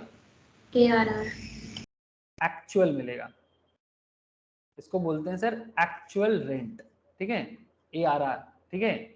Now there is a catch. अभी एक पॉइंट है सर आपको भी समझना पड़ेगा। ये जो 96,000 है, मतलब अभी मैं आपको पूछा कि ARR, क्या ये आप इसको पुट कर दोगे यहाँ पर? क्या ये 96,000 जो एक्चुअल रेंट आपका आया, क्या यही स्टेप 2 हो जाएगा? नहीं sir, not exactly, there is a tricks. इसके लिए एक छोटा सा पॉइंट आपको समझना पड़ेगा। ये ARR मतलब ये एक्चुअल रेंट तभी स्टेप 2 हो सकता है, ठीक है, अगर ये स्टेप 1 से बड़ा हो तो। अगर ये स्टेप 1 से किसी कारण से छोटा हो जाए, इफ दिस विल बिकम्स 96,000 जो स्टेप 1 80,000 से क्या है, बड़ा है, तो आ जाएगा। बट अगर ये छोटा हो जाता तो सर, छोटा कब हो जाता? जब अगर अनरियलाइज्ड या वैकेंसी कुछ आता ना, तो हो सकता है कि आपका स्टेप 1 से ये स्मॉल पड़ जाए, तो इन दैट केस ये स्टेप 2 नहीं आएगा। ठीक है सर, डोंट वरी, सभी एग्जांपल्स आपको धीरे धीरे मैं सिखाऊंगा, तभी जाके आप जीएबी में मास्टर भी बन जाओगे sir. Gross annual value calculation में आपको दिक्कत नहीं होगा। बट बिफोर दैट एक काम करते हैं सर, स्टेप 2 का थोड़ा डिटेल्स लिखते हैं। चलो,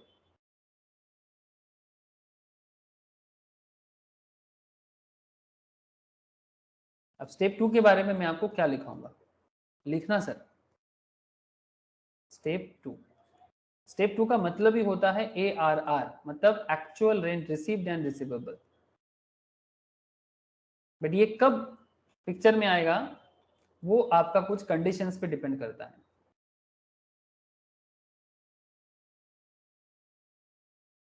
कुछ कंडीशंस पे डिपेंड करते हैं, जैसे एक्चुअल एंड रिसीव्ड और receivable is more than step 1। if लिखना, if actual and received or receivable is more than step 1, step 1 means RER, then step 2 applicable। Puzzled हो रहा है ना सर? सर कोई जरूरत नहीं है पजल्ड होने का, जैसे बताया जा रहा है वैसे बस याद रखो, दिमाग में रह जाएगा। ठीक है, अगर स्टेप 1 से एक्चुअल रेंट बड़ा होता है तो वो एप्लीकेबल हो जाता है, बस इतना याद रखने में क्या प्रॉब्लम है।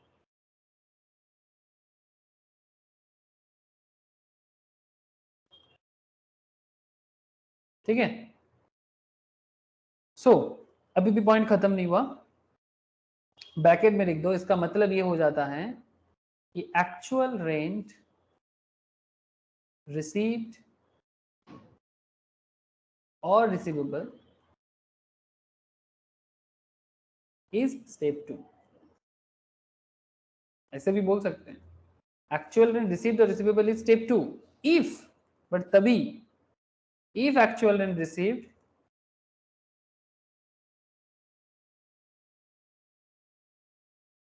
और रिसीवेबल, मतलब या तो रिसीव हो चुका है या तो रिसीव होने वाला है, इफ एक्चुअल एंड रिसीव्ड और रिसीवेबल इज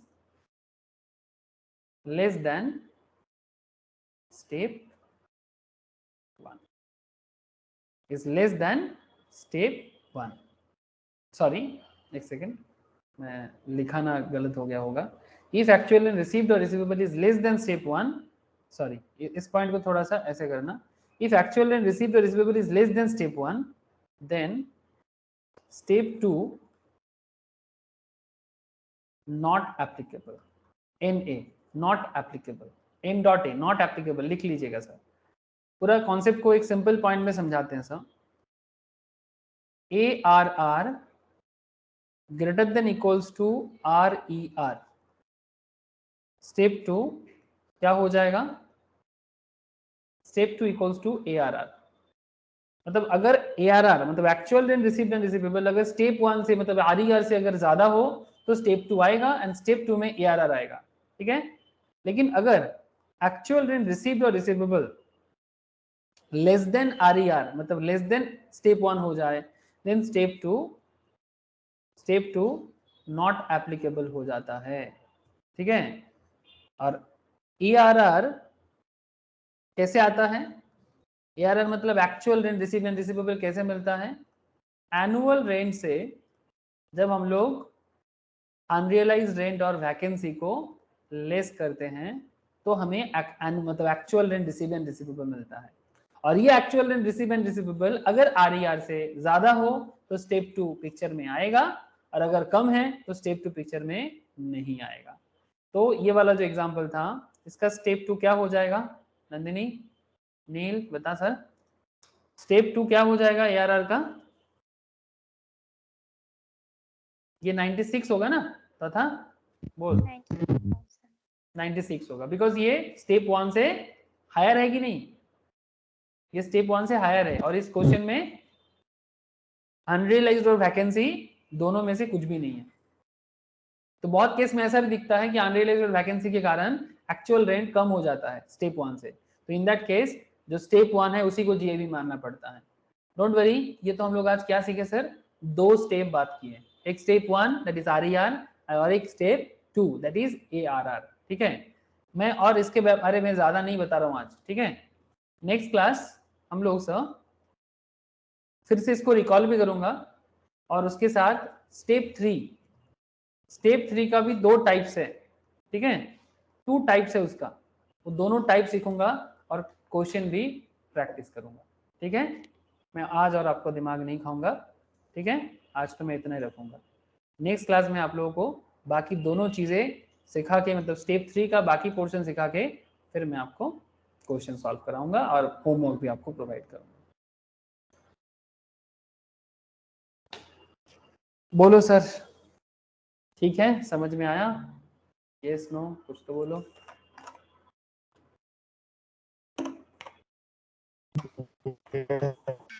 ओके नील, ज्योति, नंदिनी तथा बोलो सर, ठीक है ना? समझ में आया कि नहीं? जिनका पुराना नोट्स है वो गो थ्रू करें। ठीक है, और जो फर्स्ट टाइम सीख रहे हो डोंट वरी, सीखो अभी। ठीक है, उसके बाद आराम से क्वेश्चन समझ में आ जाएगा। ठीक है सर, चलो बाय फिर सबको, tata bye. Okay bye bye sir, bye sir, bye. Sir বলছি ভিডিওটা একটুখানি পাঠাবেন, খুব বাজে প্রবলেম করছিল এখানে, খুব আওয়াজ, তাই জন্য আমি শুনতে পাচ্ছিলাম না পুরো। আচ্ছা ঠিক আছে, পাঠিয়ে দেবো আমি, পাঠিয়ে দেবো। রাখছি স্যার। আচ্ছা রাখ।